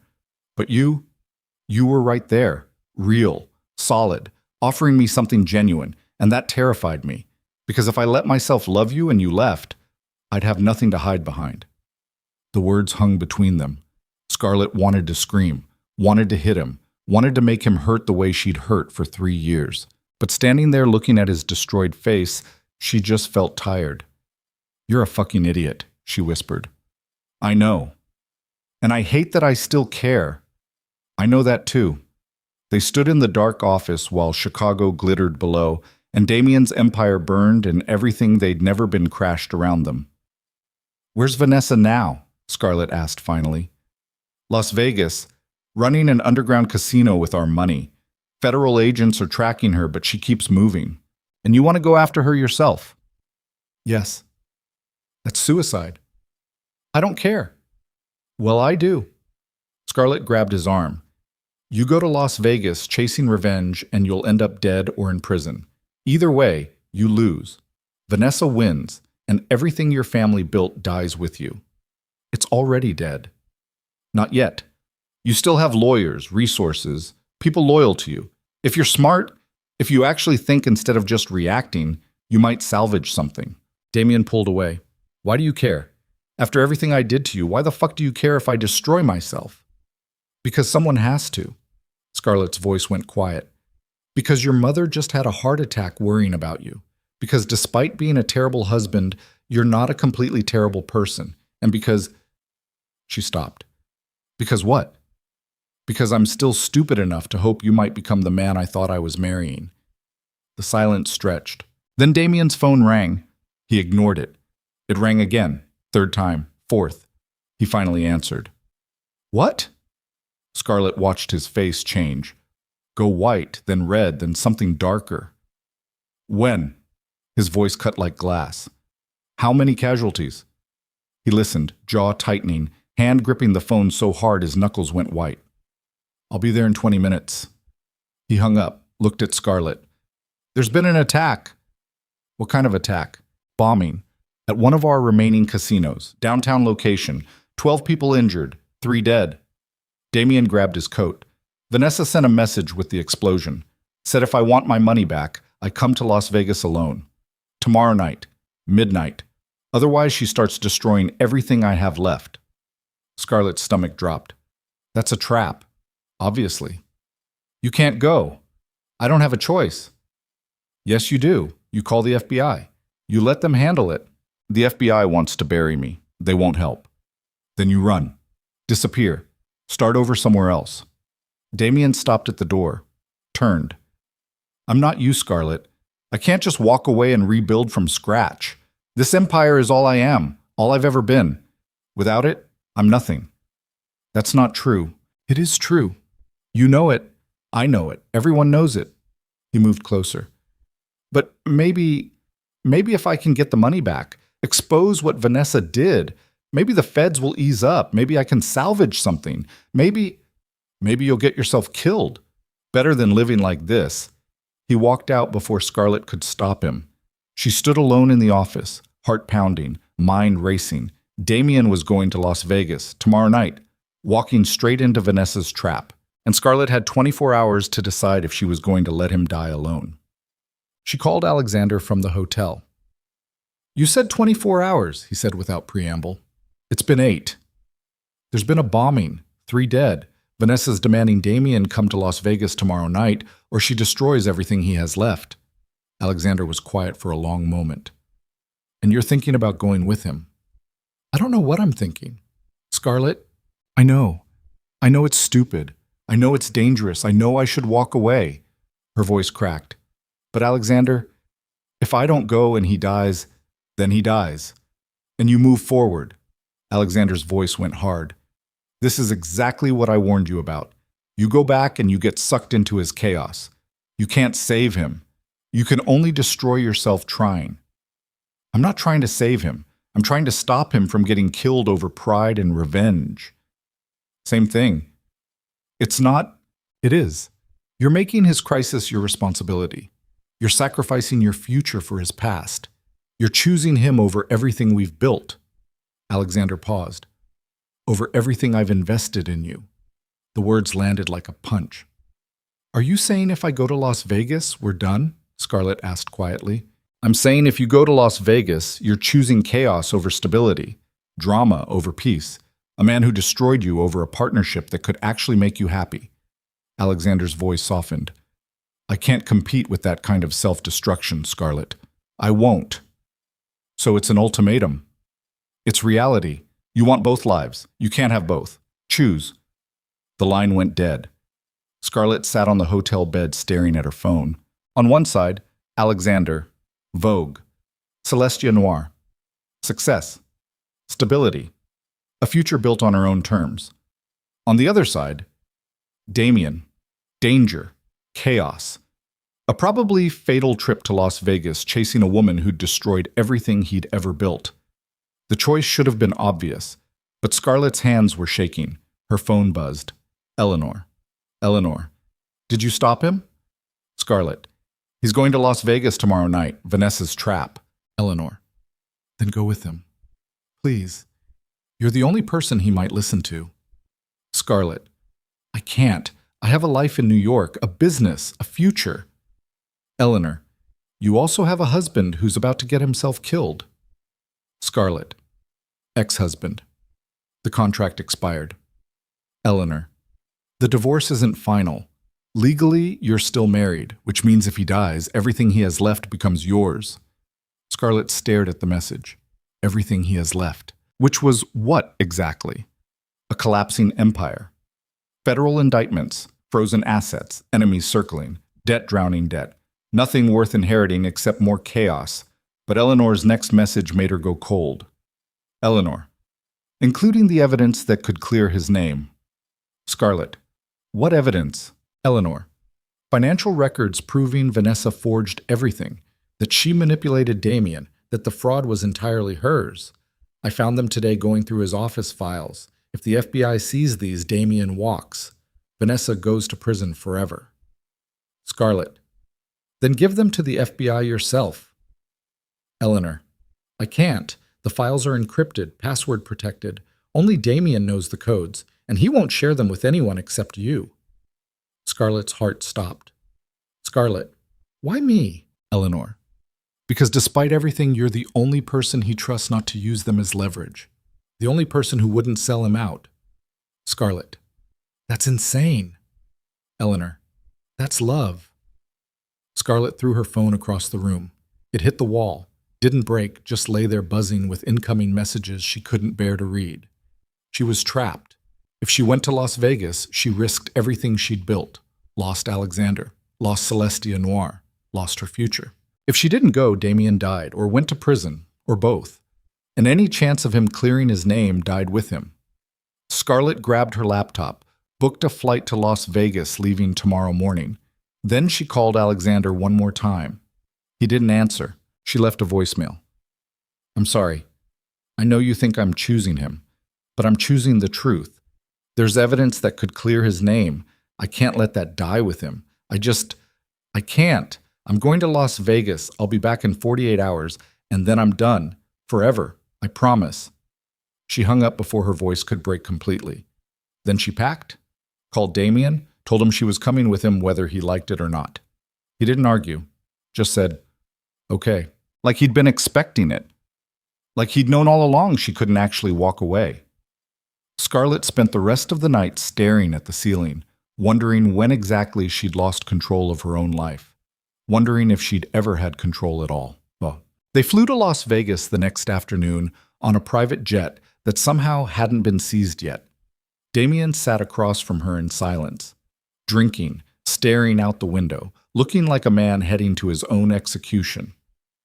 Tell me about the evidence, Scarlett said. What evidence? The files your mother found, the encrypted records that prove Vanessa forged everything. Damien's jaw tightened.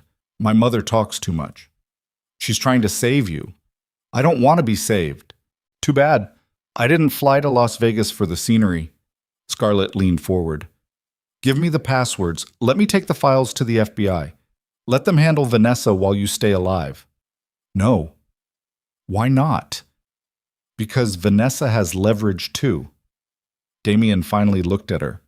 She has documents linking me to murders, extortion, witness tampering, things I actually did, things that would send me to prison even if she goes down too. Scarlett's stomach turned over. Jesus Christ, Damien. I'm not a good man, Scarlett. I never pretended to be. But you let me pretend. You let me marry you thinking... She stopped. What else? What else did you hide? Everything. His voice went flat. The casinos were fronts for money laundering. The shipping company moved drugs. The security firm handled contract killings. Every legitimate business was cover for something darker. You knew that. You had to know. I knew it was organized crime. I didn't know it was... Scarlett pressed her hands against her face. Murder? 3 times. All sanctioned hits. All people who threatened the family. Oh my God. Now you understand why I can't just hand over files and walk away. Vanessa has proof. If I expose her, she exposes me. We both go down. Then what's the plan? You go to Las Vegas and what? Kill her? Damien didn't answer. Scarlett's blood went cold. You're planning to kill her. I'm planning to end this. By committing murder in front of witnesses? By making sure she can't destroy anyone else. That's not justice. That's suicide by vendetta. Maybe. Damien poured more whiskey. But at least it's honest.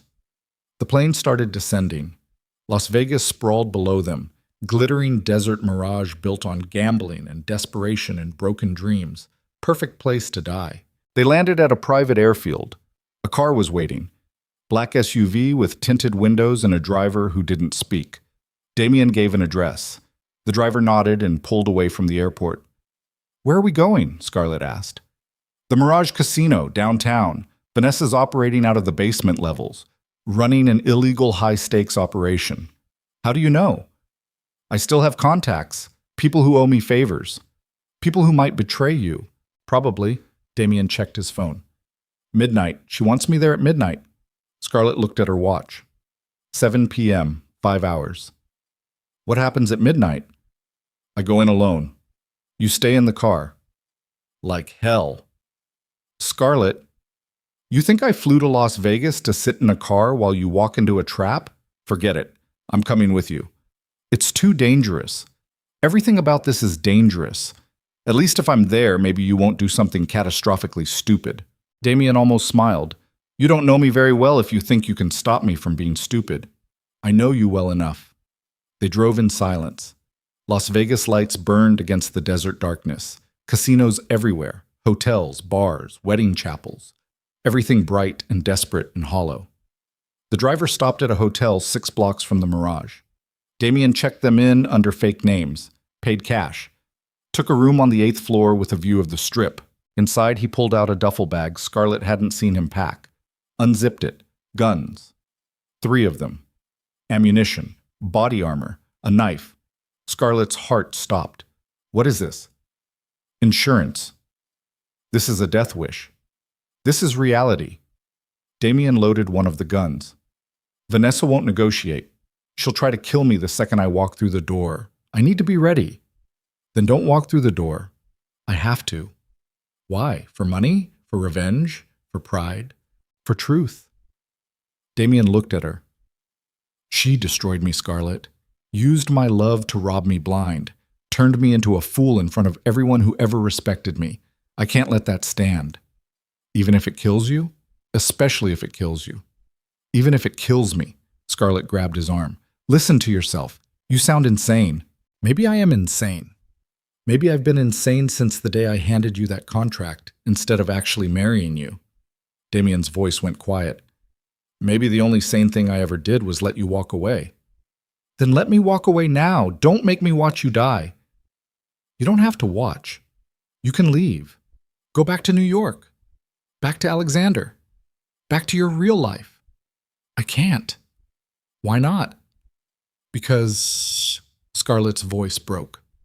Because if you die, I need to know I tried to stop you. Damien stared at her. Then he pulled her close, kissed her, hard, desperate, like drowning. Scarlett kissed him back, hating herself, hating him, hating that even now, even knowing everything, she still wanted this. When they broke apart, both of them were shaking. "I'm sorry," Damien whispered, "for all of it, for every moment I made you feel invisible, for choosing her over you, for wasting 3 years of your life. Stop. I mean it. You deserved better. You always deserved better. Then be better." Scarlett gripped his face. "Don't go to that casino.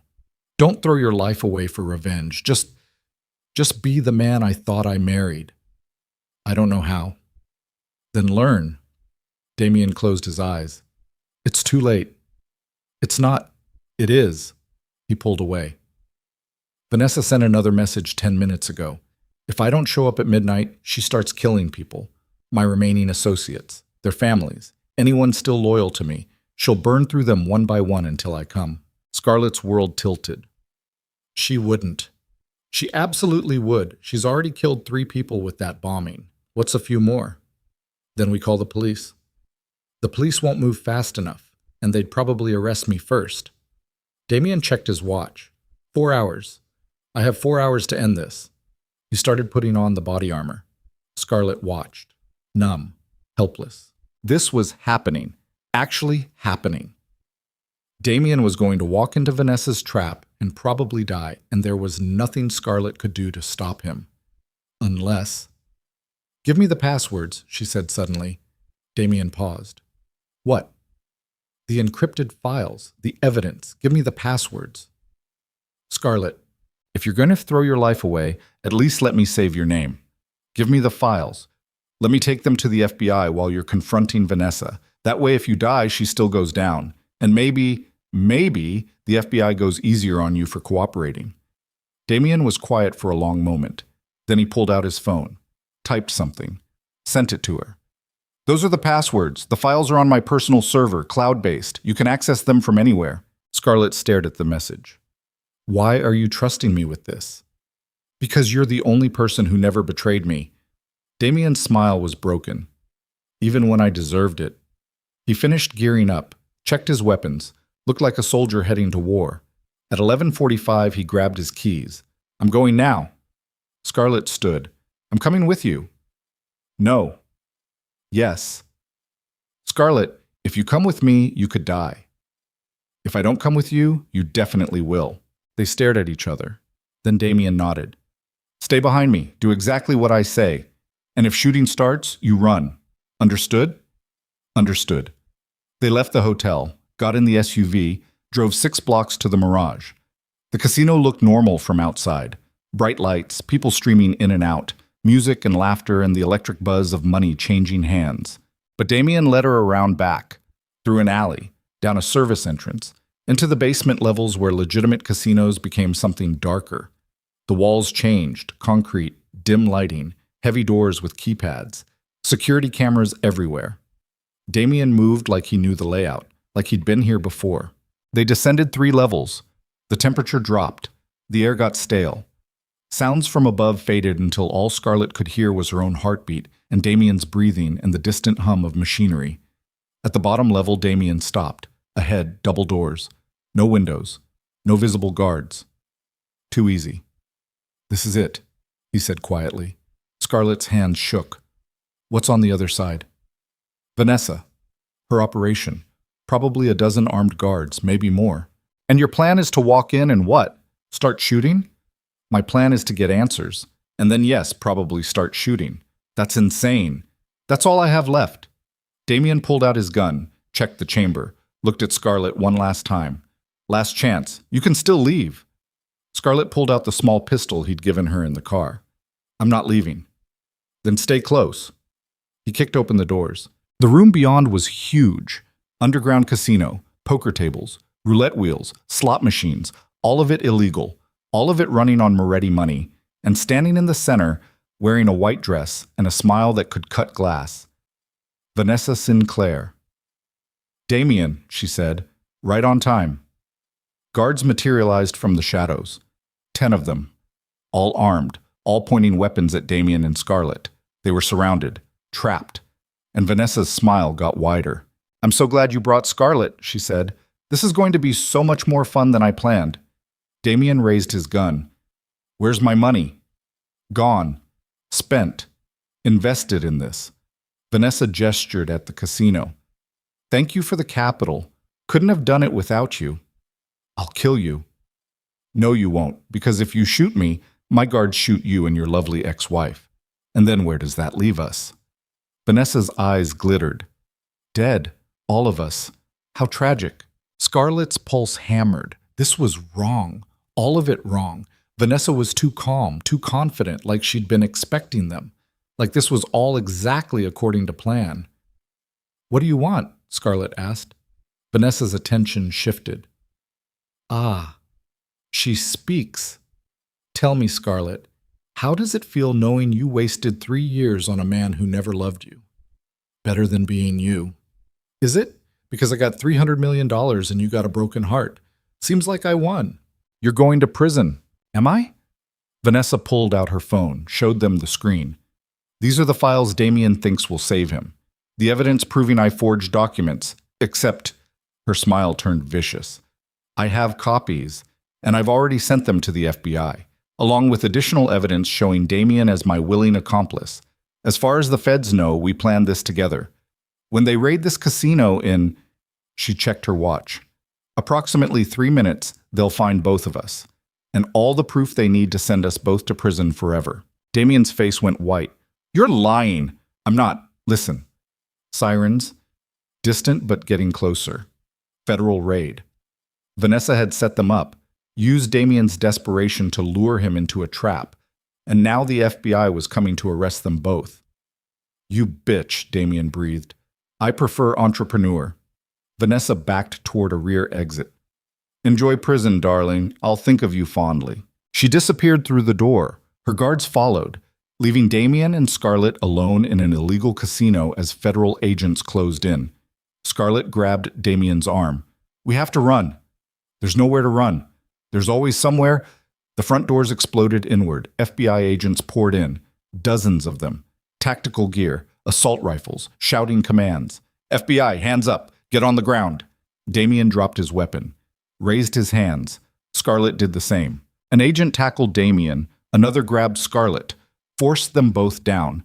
Handcuffs clicked.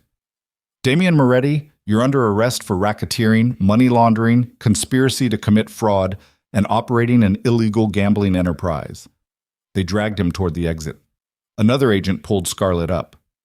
Scarlett Moretti? Whitmore. My name is Whitmore. You're listed as Damien Moretti's legal spouse. That makes you complicit. You're under arrest too. Scarlett's world spun. I'm not. I didn't. Tell it to the judge. They hauled her out. Through the casino. Up the stairs. Into the Nevada night where police cars and federal vehicles blocked every street and news cameras caught everything. Scarlett saw herself on a nearby screen, hair wild, hands cuffed, being dragged into a federal vehicle beside Damien. The headline already scrolling below. Moretti crime empire collapses. Mafia boss and wife arrested in illegal casino raid. Wife. She was still his wife. Still trapped in a contract she'd tried to escape. Still drowning in Damien Moretti's chaos. And now she was going to prison for crimes she didn't commit. The federal vehicle door slammed shut. Damien sat across from her, cuffed, broken, destroyed. I'm sorry, he whispered. Scarlett looked at him, at the man who'd ruined her life, at the man she'd stupidly tried to save, and for the first time since meeting him, she felt absolutely nothing. So am I, she said. The vehicle pulled away. Behind them, Las Vegas glittered like a funeral pyre, and Scarlett Whitmore's carefully rebuilt life burned to ash. The federal holding cell smelled like disinfectant and desperation. Scarlett sat on a metal bench bolted to the concrete wall, still wearing the clothes she'd worn to Las Vegas. Her wrists ached where the handcuffs had been. Her head throbbed. The fluorescent lights overhead buzzed like angry insects. She'd been here for 6 hours. No lawyer, no phone call. No explanation beyond you're being held pending investigation. Through the small window in the steel door, she could see agents moving, talking, carrying files, building cases that would bury her. She pressed her forehead against the cold wall and tried not to scream. This wasn't supposed to happen. She was supposed to go to Las Vegas, Stop Damien from doing something catastrophic, and return to New York. Return to Alexander. Return to Celestia Noir in Vogue and her actual life. Instead, she was locked in a federal holding cell facing charges for crimes she didn't commit. The door opened. An agent stepped inside. Female, mid-40s, carrying a tablet and wearing an expression that said she'd seen every kind of criminal and wasn't impressed by any of them. Ms. Whitmore, I'm Special Agent Linda Reeves. Scarlett didn't look up. I want a lawyer. You'll get one after we talk. I'm not talking without a lawyer.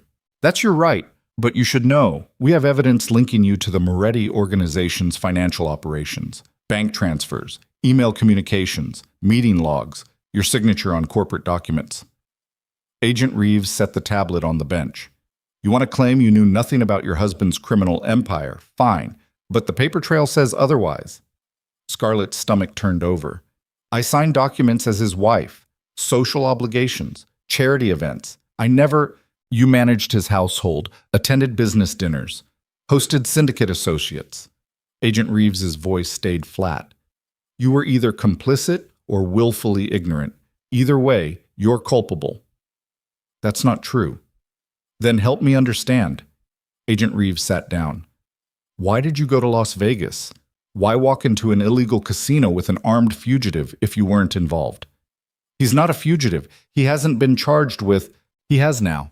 Racketeering, money laundering, operating illegal gambling enterprises, conspiracy to commit fraud. And as his legal spouse, you're implicated in all of it unless you cooperate. Scarlett's hands curled into fists. What do you want? Information, testimony. Help us build a case against Damien Moretti, and we can discuss reduced charges, maybe even immunity. You want me to testify against him? I want you to tell the truth. The truth is, I don't know anything useful. I was a wife on paper, a placeholder. He never told me about business operations. But you suspected. Suspecting isn't knowing. It's enough for conspiracy charges. Scarlett looked up, met Agent Reeves's eyes. I'm not testifying against him. Even though he destroyed your life? Even though. Why? Loyalty? Love? Stupidity? Because I'm not like Vanessa Sinclair. Scarlett's voice cut cold. I don't use people and throw them away when they're no longer useful. Agent Reeves studied her. Vanessa Sinclair is cooperating. Full immunity in exchange for testimony against Damien. She's already given us enough to bury him for life. The words hit like a physical blow. Of course Vanessa was cooperating. Of course she'd already made a deal. She'd planned this from the beginning. Steal the money, frame Damien, then turn evidence to save herself. Perfect, brutal, effective. Then you don't need me, Scarlett said quietly. We do. Because Vanessa's testimony alone isn't enough. Defense attorneys will argue she's lying to save herself. But if we have you, the wife who stood by him, who went to Las Vegas trying to stop him, that corroborates everything, makes the case airtight. So you want me to be the final nail in his coffin. I want you to be honest about what you know. I don't know anything that will help you. Agent Reeves stood. Then I guess you're going to prison alongside him. Hope $300 million was worth it. I never touched that money. Prove it. The door slammed shut. Scarlett sat alone in the cell while the walls closed in and her future collapsed. She'd lost everything. Celestia Noir, Alexander, her freedom, her name. All because she'd gotten on a plane to save a man who'd never saved her. Her phone, confiscated during booking, buzzed somewhere in the evidence lockup. She couldn't hear it, but she knew. Alexander was calling, or Maya, or Carmen wondering why Scarlett hadn't returned. They'd all think she'd chosen Damien, and they'd be right. Scarlett pressed her hands against her face and tried to breathe through the panic. There had to be a way out. Had to be some angle she wasn't seeing, some piece of evidence that could clear her name. The encrypted files. Damien had sent her the passwords. The files proving Vanessa forged everything. If Scarlett could access them, if she could show the FBI that Vanessa manipulated Damien. But Vanessa had copies, had already sent her version to the feds, and her version painted them both as willing conspirators. Scarlett was trapped, completely, utterly trapped. Unless she stood, moved to the door, pounded on the steel until her hands hurt. A guard appeared. Sit down. I need to speak to Agent Reeves now. She's done with you. Tell her I have information about Vanessa Sinclair. Tell her I can prove she's lying. The guard hesitated, then spoke into his radio. 10 minutes later, Agent Reeves returned. This better be good. Damien has encrypted files, evidence that Vanessa forged financial documents, manipulated records, made it look like he knew about the fraud when he didn't. Vanessa already told us about those files, said they're fabricated, that Damien created them after the fact to cover his tracks. She's lying. Prove it. Let me access the files. I have the passwords. Let me show you timestamps, metadata. Proof that these records existed before Vanessa's theft was discovered. Agent Reeves crossed her arms. Why should I trust you? Because I have nothing to gain from protecting him. Our marriage is over. The contract expired. I left Chicago 2 months ago and rebuilt my life in New York. The only reason I'm here is because I tried to stop him from doing something stupid. Scarlett's voice shook. I don't love him anymore, but I won't let Vanessa destroy him with lies. Agent Reeves was silent for a long moment. Then she pulled out her phone, made a call, spoke in clipped professional tones. When she hung up, her expression had shifted. You have 1 hour. Our tech team will monitor everything you access. If you try to delete evidence or warn Damien, you go straight to maximum security. Understood? Understood. They moved her to an interrogation room, set up a laptop, gave her supervised access. Scarlett's hands shook as she entered the passwords Damien had sent. The files opened. Thousands of documents, financial records, email chains, contracts, all organized by date and category. Scarlett started with the timestamps. Everything predated Vanessa's return to Chicago by months. Some files went back years, long before Damien started funneling money into her fake fashion company. These aren't fabricated, Scarlett said. Look at the metadata. These records were created in real time. Damien was tracking discrepancies, red flags. He suspected something was wrong, but didn't know what. Agent Reeves leaned over her shoulder. Or he created a cover story knowing he'd eventually get caught. Then why keep them encrypted? Why hide them from everyone, including his own lawyers? Because he's careful. Because he's ashamed. Scarlett pulled up an email chain. Look at this. Vanessa asking for another transfer. Damien questioning the amount. Her responding with medical bills for her mother's treatment. Except, she opened another file. The medical bills are forged. The hospital listed doesn't exist. The doctor's signature is fake. She was gaslighting him with fake emergencies. Agent Reeves studied the screen. This doesn't prove he's innocent, just proves he was gullible. It proves she manipulated him, used his emotions as a weapon. That's fraud. That's conspiracy. It's also not enough to clear him of the other charges: money laundering, racketeering, the illegal casino. Scarlett kept digging, found more files, offshore accounts Vanessa had opened using Moretti shell companies, transfers she'd authorized using forged signatures, a paper trail showing systematic theft over 3 years. She stole everything, Scarlett whispered, every penny, and made it look like they were business partners. Can you prove Damien didn't know? Scarlett pulled up internal communications, messages between Damien and his financial advisors expressing concern about cash flow issues, questions about missing funds, requests for audits that Vanessa had somehow blocked. He knew something was wrong. But she convinced him it was just bad investments, market downturns. She fed him explanations that sounded plausible because he trusted her. Agent Reeves' expression shifted. Not convinced, but considering. I need a conference with my team. She left Scarlett alone with the laptop. Scarlett kept searching, desperate, looking for the one piece of evidence that could save Damien, that could prove Vanessa orchestrated everything. And then she found it, an audio file, dated 6 months ago, labeled insurance. She clicked play. Vanessa's voice. You really think he'll figure it out? Unknown male voice. Eventually, but by then we'll be gone. Vanessa. And if he tries to stop us? Male voice. We'll make sure he can't. The FBI already suspects him. One anonymous tip and they'll raid everything. He'll go down for crimes we committed. Vanessa. What about his wife? Male voice. What about her? Vanessa.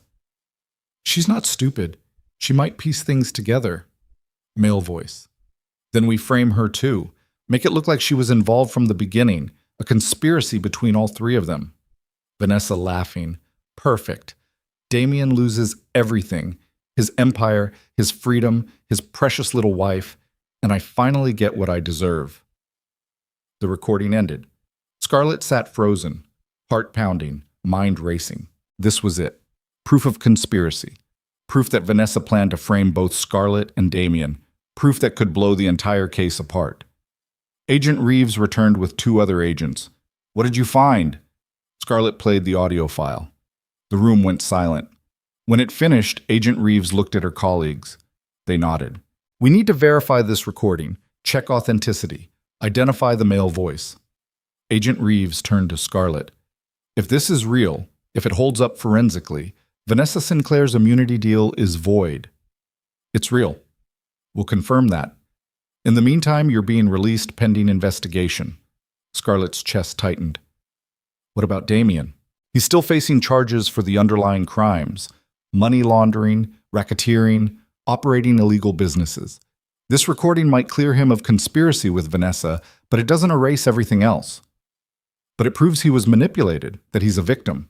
He's a mafia boss who ran illegal operations for a decade. Victim or not, he's still a criminal.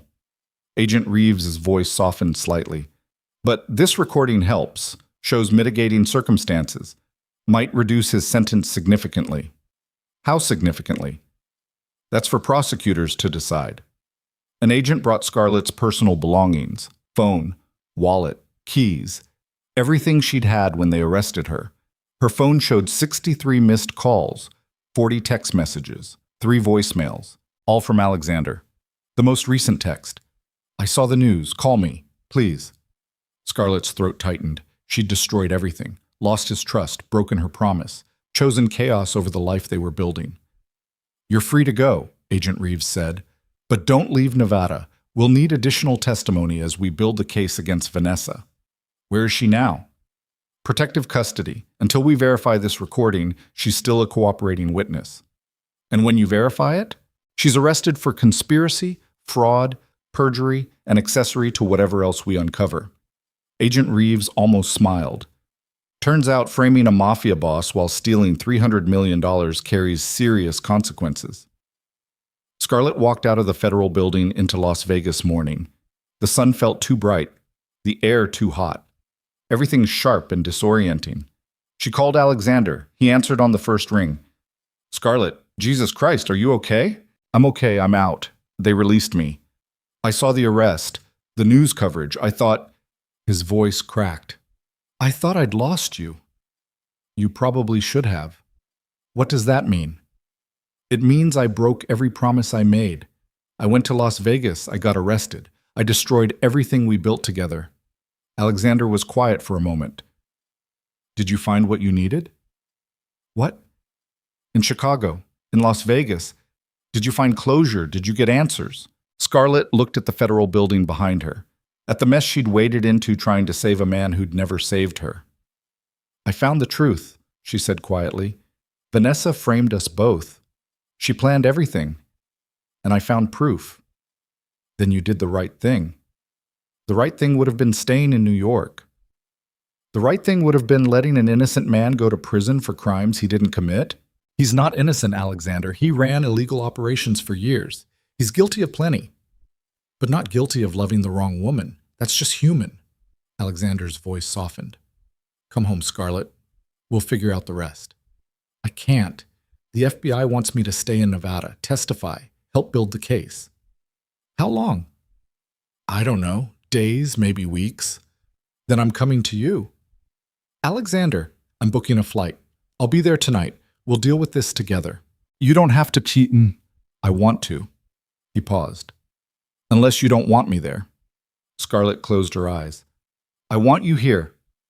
Then I'm coming. After they hung up, Scarlett stood on the sidewalk trying to process everything.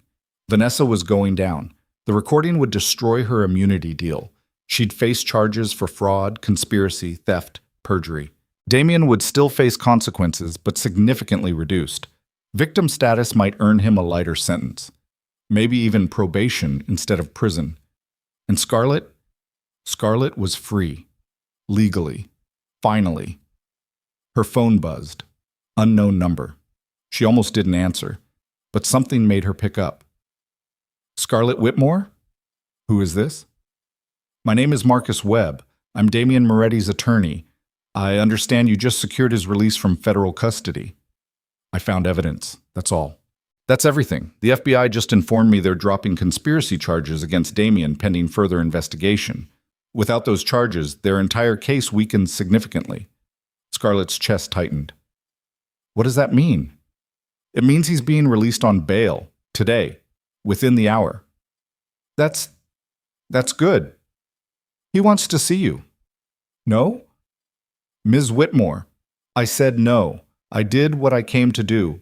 I found the truth. That's where this ends. He needs to thank you. He can send a card. Marcus Webb sighed. He's lost everything else, his empire, his money. His mother is in intensive care after another heart attack. Vanessa destroyed him. You're the only person who showed up. The only person who fought for him when everyone else walked away. I didn't fight for him. I fought for the truth. Same thing, isn't it? Scarlett wanted to argue, wanted to say it was different, that she'd stopped loving Damian the moment she walked out of the Moretti estate 2 months ago.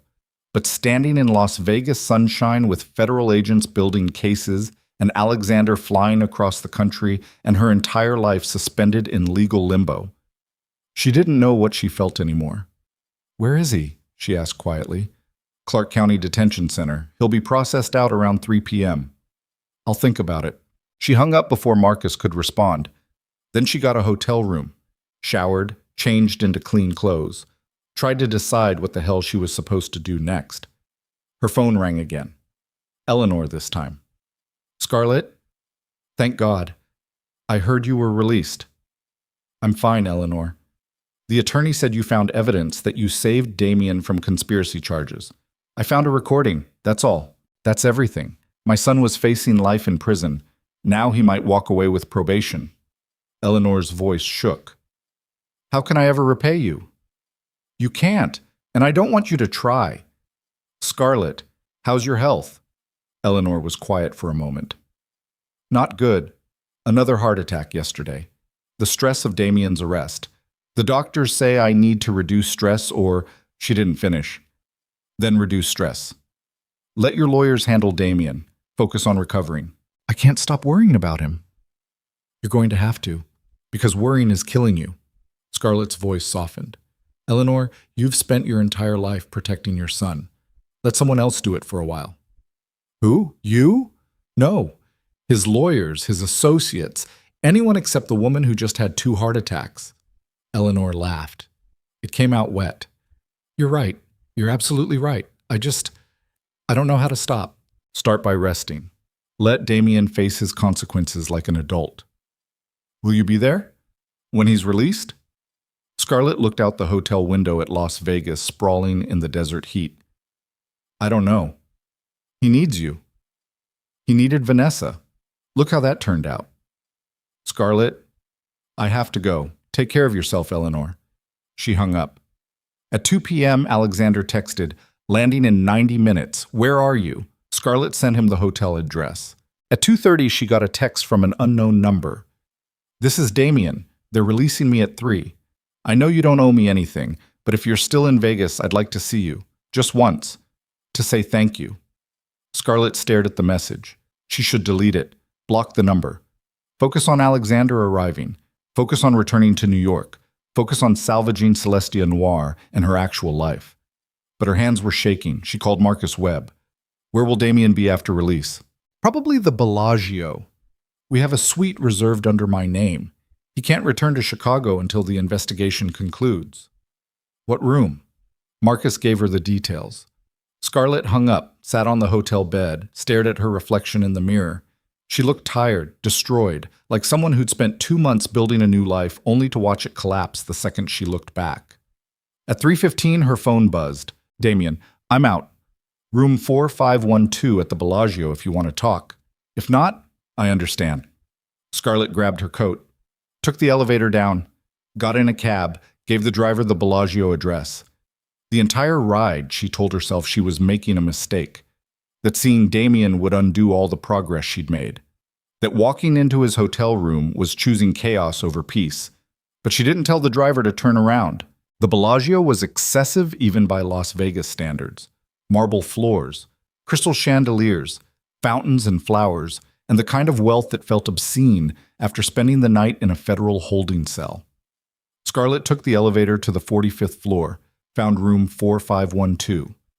Knocked before she could change her mind. Damien opened the door. He looked different, broken in ways that went beyond physical. His suit was wrinkled, his face was hollow. The dangerous charisma that used to follow him like cologne had vanished completely. He looked human, fragile, real. "You came," he said. "Don't make me regret it." Damien stepped aside. Let her enter. The suite was enormous, floor-to-ceiling windows overlooking the strip, living room, bedroom, wet bar. Everything expensive and soulless. Scarlett stood near the windows, kept distance between them. "Thank you," Damien said quietly, "for finding the recording, for showing the FBI, for—" his voice cracked, "for saving me when I didn't deserve it." "I didn't save you. I found the truth. That's different." "Not from where I'm standing." Scarlett turned, looked at him. "Why did you keep that recording?" "Insurance. I suspected Vanessa was lying about something. I started recording our conversation 6 months ago without telling her. That file was one of dozens." Damien moved to the bar, poured whiskey. "I never imagined she'd confess to conspiracy on tape. You were smarter than you acted." "I was desperate." "There's a difference." He drank. "I lost everything, Scarlett. The empire, the money, my mother's health, my freedom. Everything I spent my life building is gone." "Good." Damien looked at her. "You think I deserve this? I think you earned this. You ran illegal operations, laundered money, hurt people. The only reason you're not in prison right now is because Vanessa's betrayal makes you sympathetic." Scarlett's voice went hard. "But sympathy doesn't erase what you did." "I know." "Do you? Because standing here in your expensive suite drinking expensive whiskey, you don't look like someone who's learned anything." "What do you want me to say?" "I want you to admit that you destroyed yourself.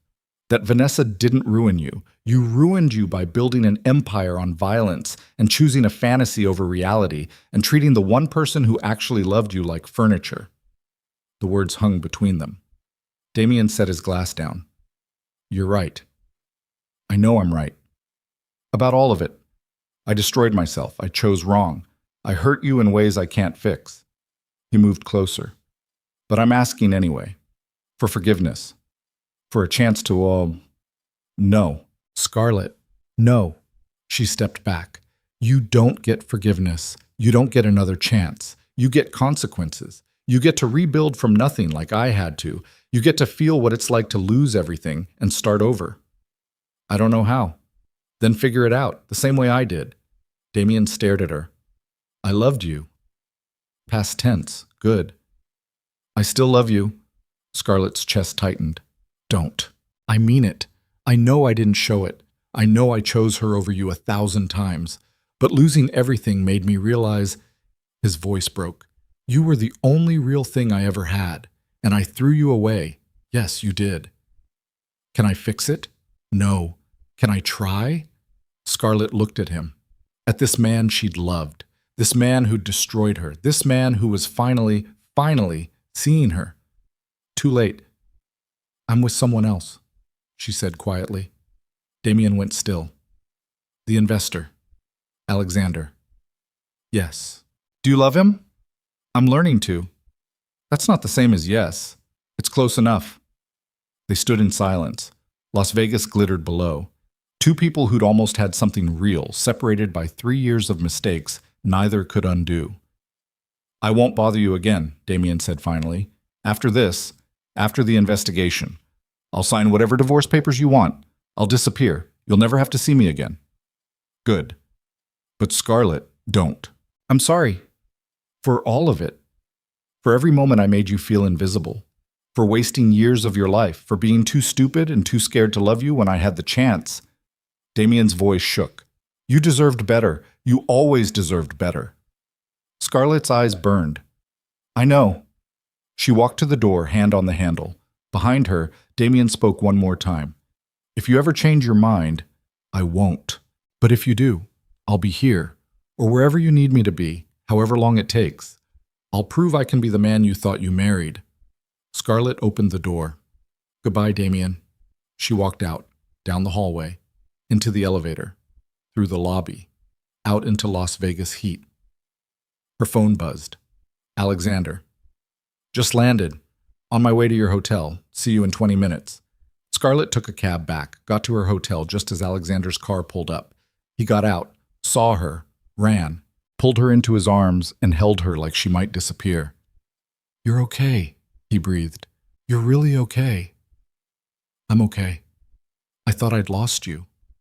You almost did. Alexander pulled back, looked at her.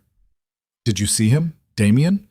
Scarlett could have lied, could have said no, could have protected Alexander from the truth, but she was done with lies. Yes, I saw him. And I said goodbye. For real this time. She met Alexander's eyes. I chose you.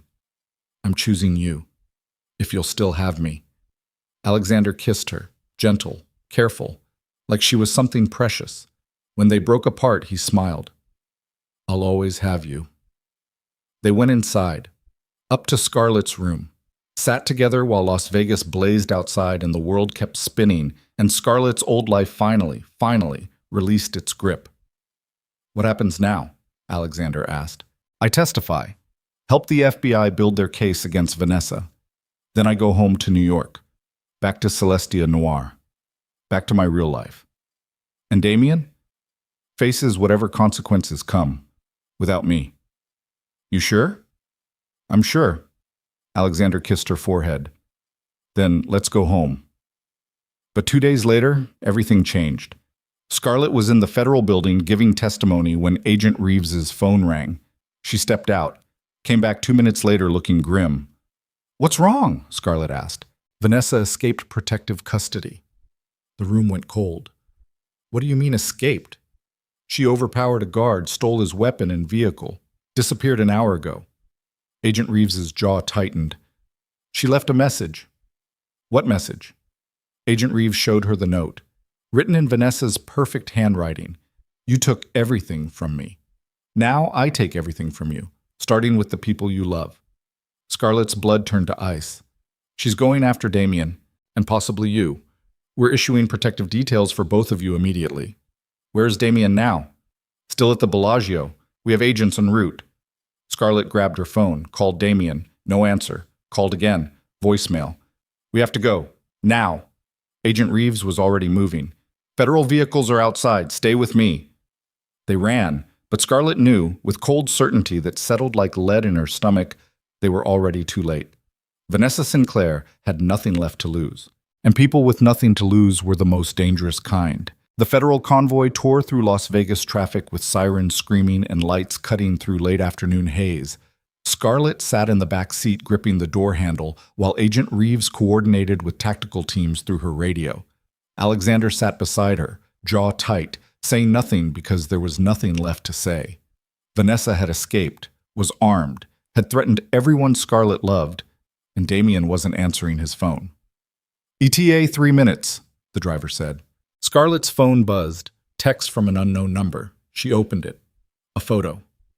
Damien tied to a chair in what looked like a warehouse, blood running down his face. Vanessa standing behind him holding a gun to his head. Below the image, come alone or I kill him. You have 20 minutes, address attached. Scarlett's hands shook so hard she nearly dropped the phone. Agent Reeves. I see it. Reeves was already on her radio. All units, location change.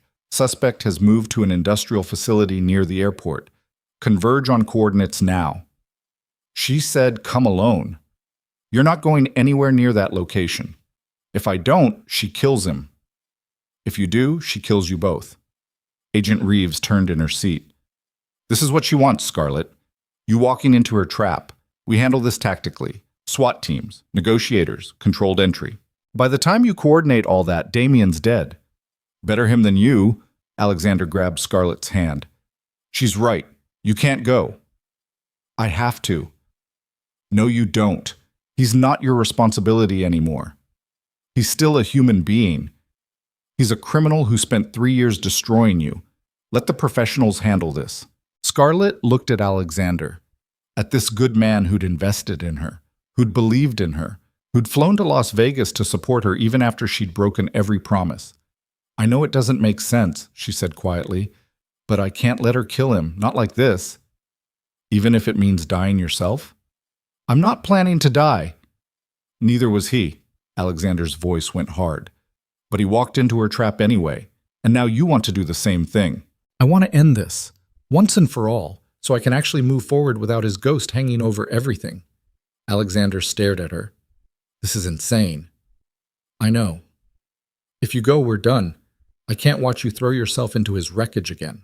The words hit like a physical blow. But Scarlett understood. She'd choose Alexander over chaos. She'd promised him that, and here she was breaking that promise again. "I'm sorry," she whispered. She grabbed Agent Reeves's weapon from the holster on the seat between them and rolled out of the moving vehicle before anyone could stop her. Hit the pavement hard. Pain exploded through her shoulder. Cars swerved. Horns blared. Scarlett ran. Behind her, the federal convoy screeched to a stop. Agents shouted. Alexander called her name. But she was already gone. Into an alley, through a parking structure, out the other side.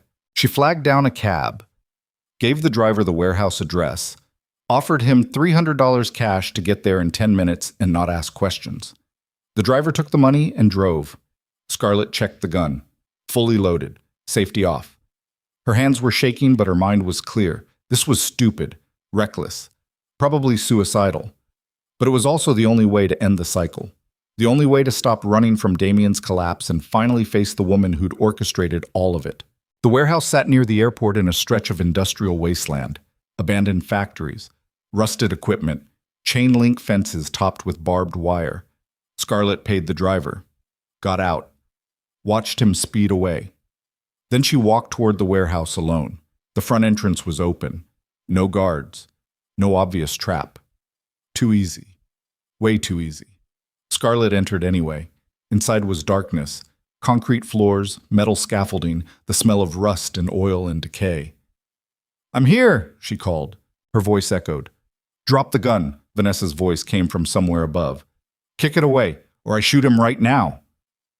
Scarlett set the weapon down, kicked it into the shadows.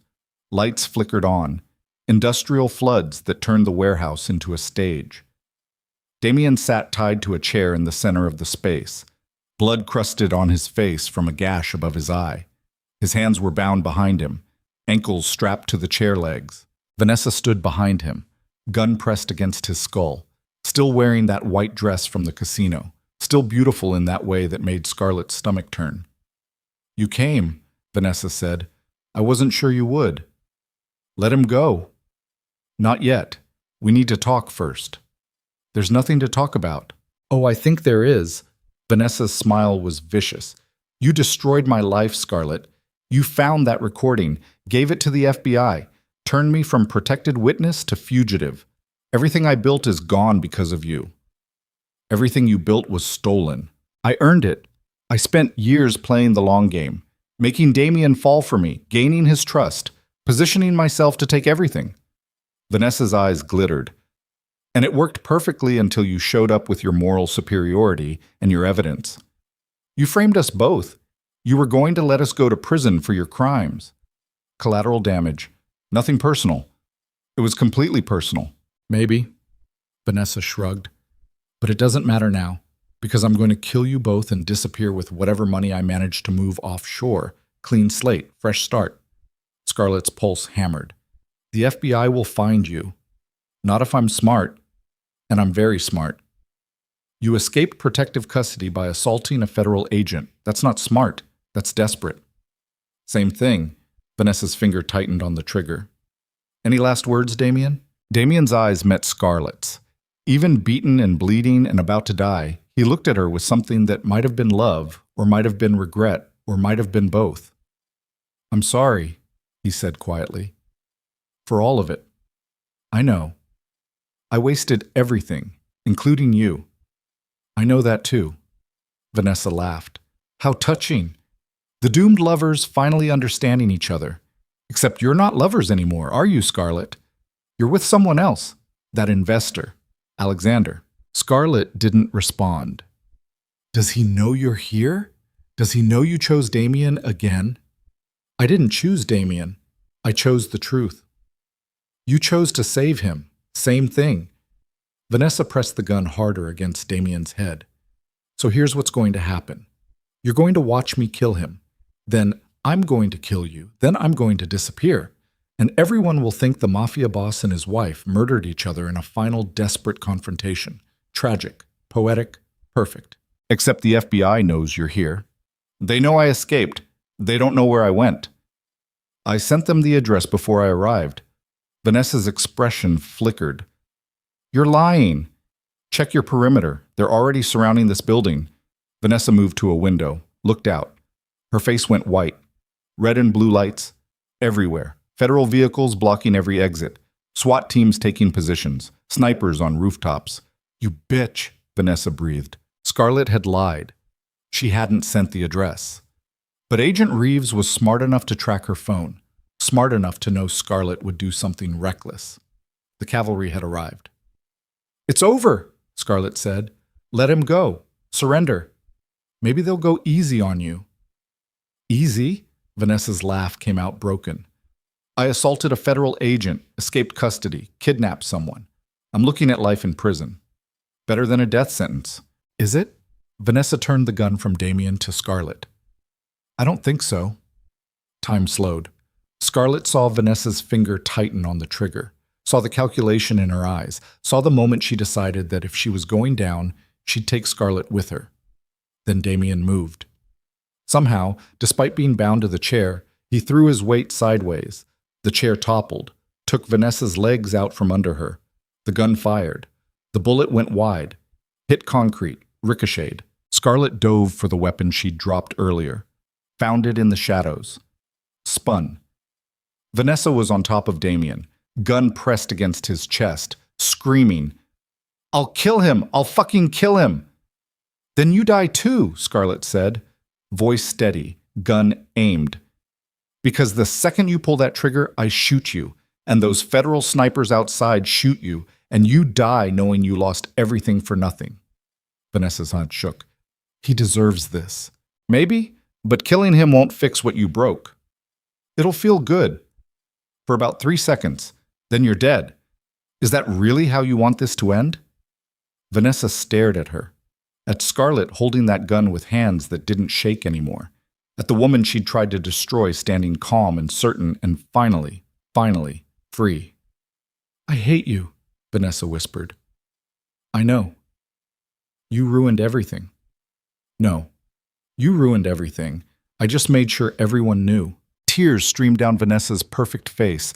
Her gun hand trembled. Then she dropped the weapon, collapsed, started sobbing.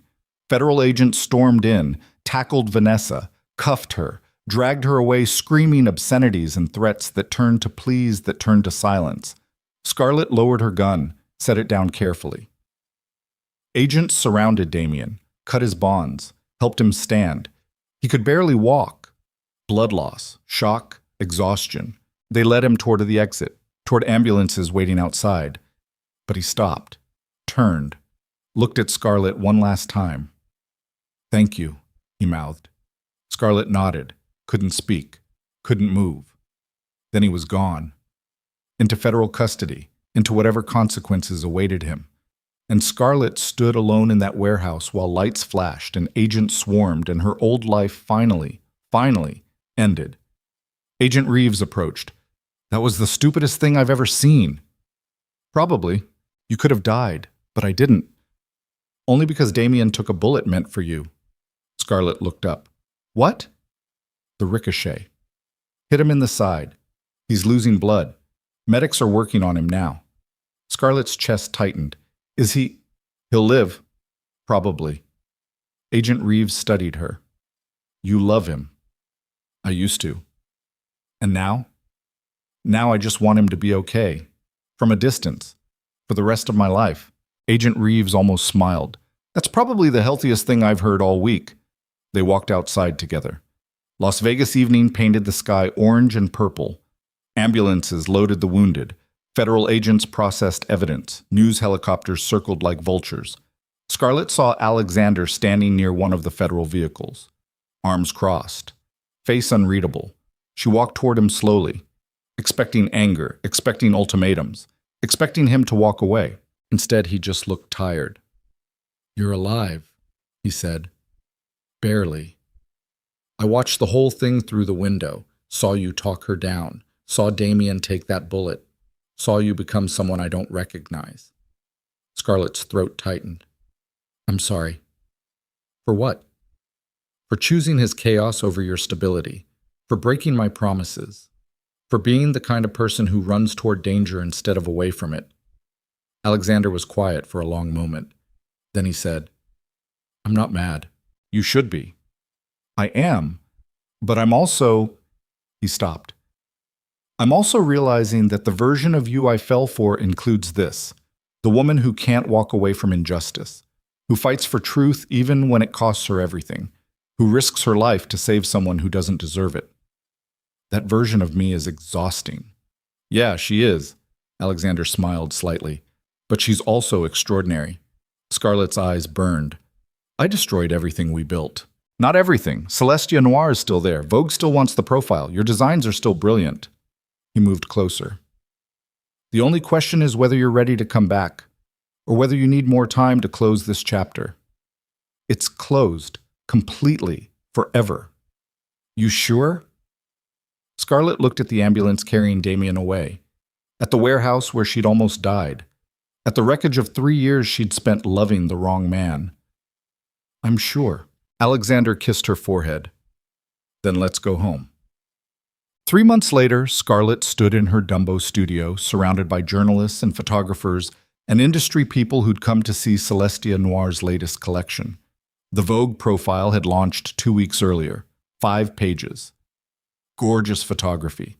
An interview where Scarlett talked about transforming pain into beauty without mentioning Damien's name once. Sales had exploded. Boutiques across the country carried her work. A major department store wanted an exclusive line.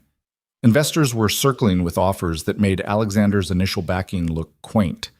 Scarlett had built something real, something that belonged entirely to her. Maya appeared at her elbow holding champagne. "You're a superstar.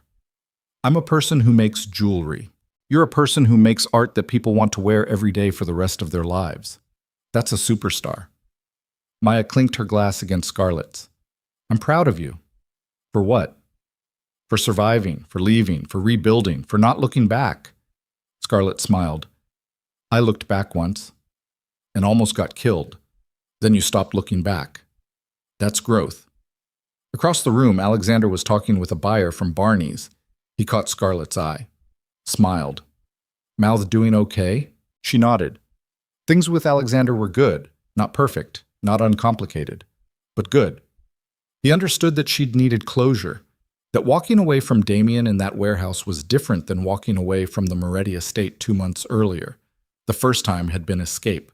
The second time had been choice. And choice made all the difference. "Have you heard anything?" Maya asked quietly. "About him?" Scarlett didn't need to ask who. "He took a plea deal, pleaded guilty to racketeering and money laundering, got 8 years with possibility of parole in 4. Better than life. Better than dead. Do you think about him?" "Sometimes. Less every day." Scarlett looked at her designs displayed around the studio. Celestial pieces, stars and moons and constellations mapped in precious metal. "He exists in my past now, not my present." "Good, because your present is pretty spectacular." A gallery owner approached, wanting to discuss a solo show. Scarlett excused herself and spent 20 minutes talking about exhibition concepts and installation ideas. By the time the event wound down, she was exhausted. Good exhausted. The kind that came from building something instead of surviving something. Alexander offered to drive her home. They took the bridge into Manhattan while the city glittered across the water. "What are you thinking?" he asked. "That I'm happy. Actually happy. For the first time in years." "What changed?" Scarlett thought about it.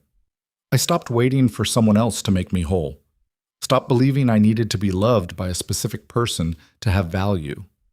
Started understanding that the best love I could offer anyone was the version that came after I'd learned to love myself." Alexander reached for her hand. "That's beautiful." "It's true."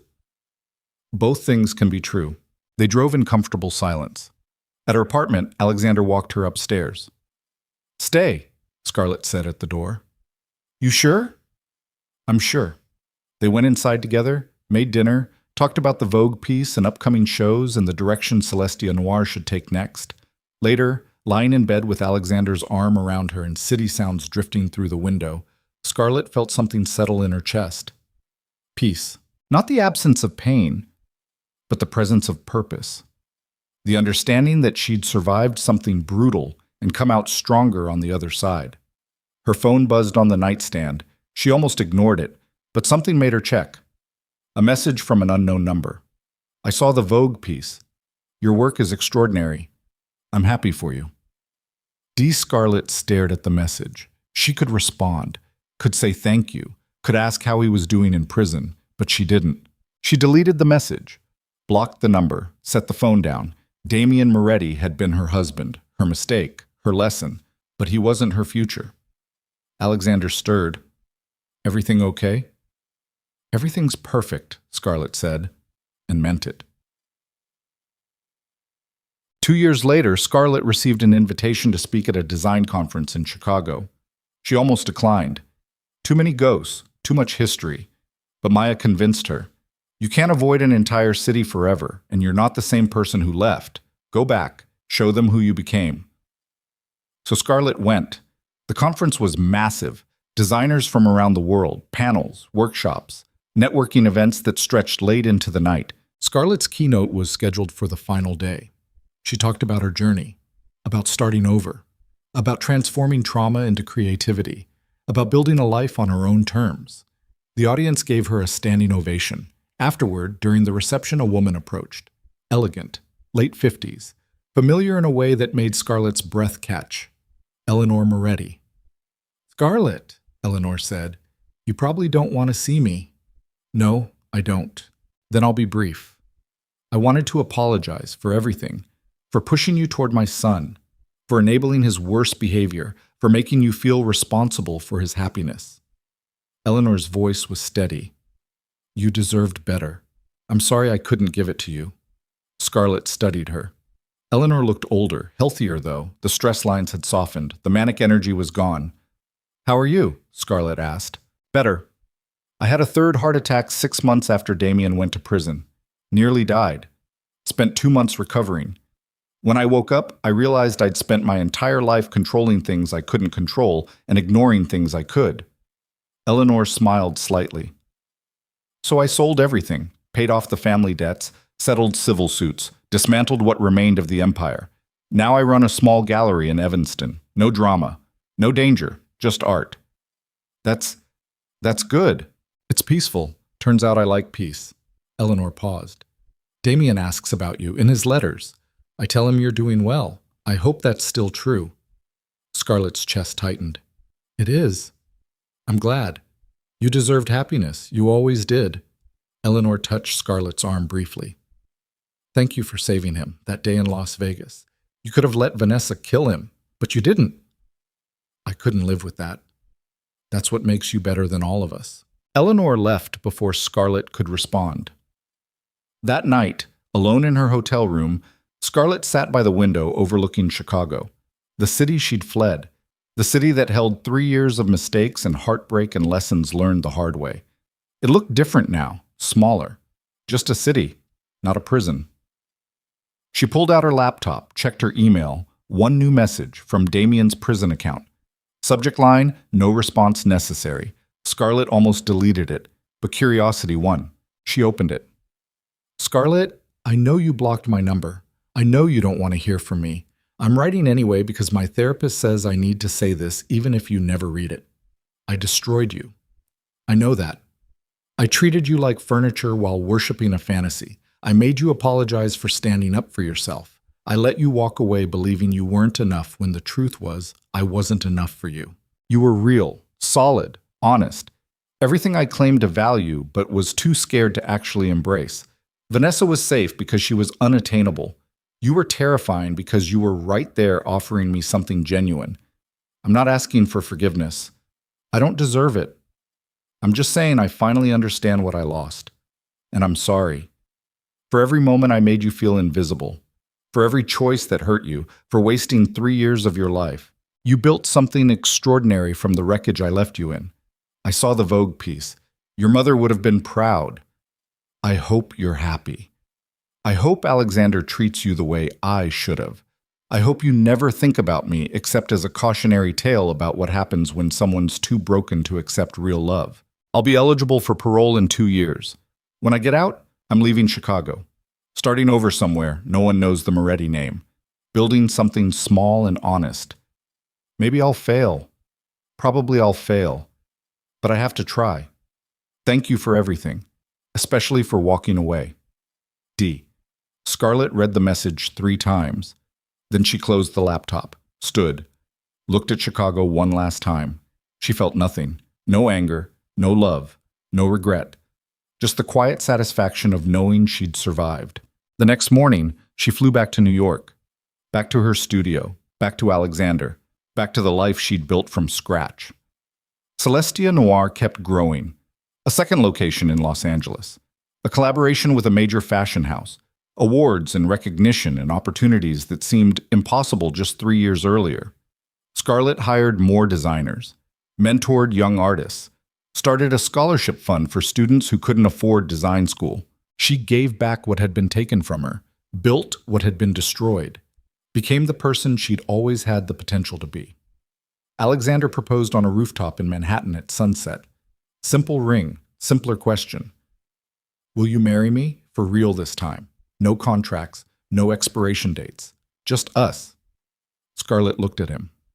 At this good man who'd invested in her when she was broken, who'd stood by her through chaos, who'd never asked her to be anything except herself.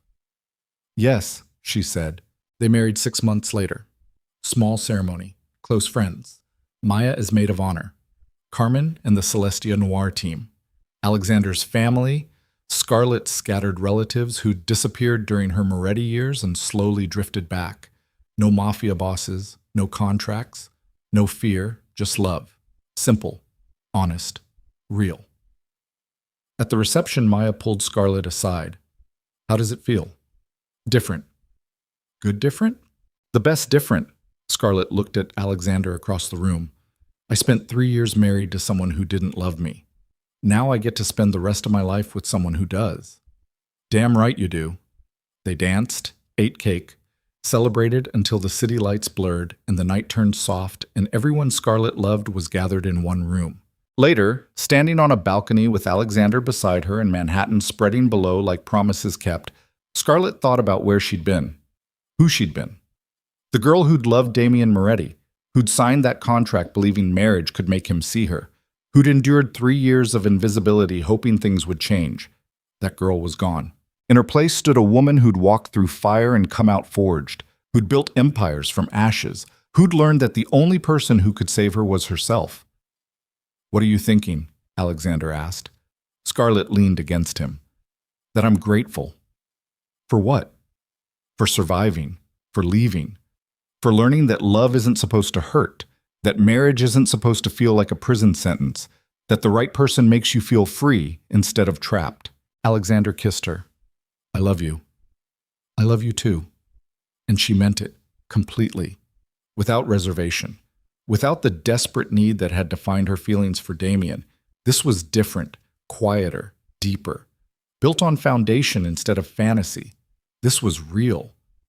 They went inside, rejoined the celebration, danced until their feet hurt and laughed until their faces ached and held each other like people who'd finally found home. Somewhere in a federal prison, Damien Moretti was serving his sentence, paying for crimes, learning to live with consequences.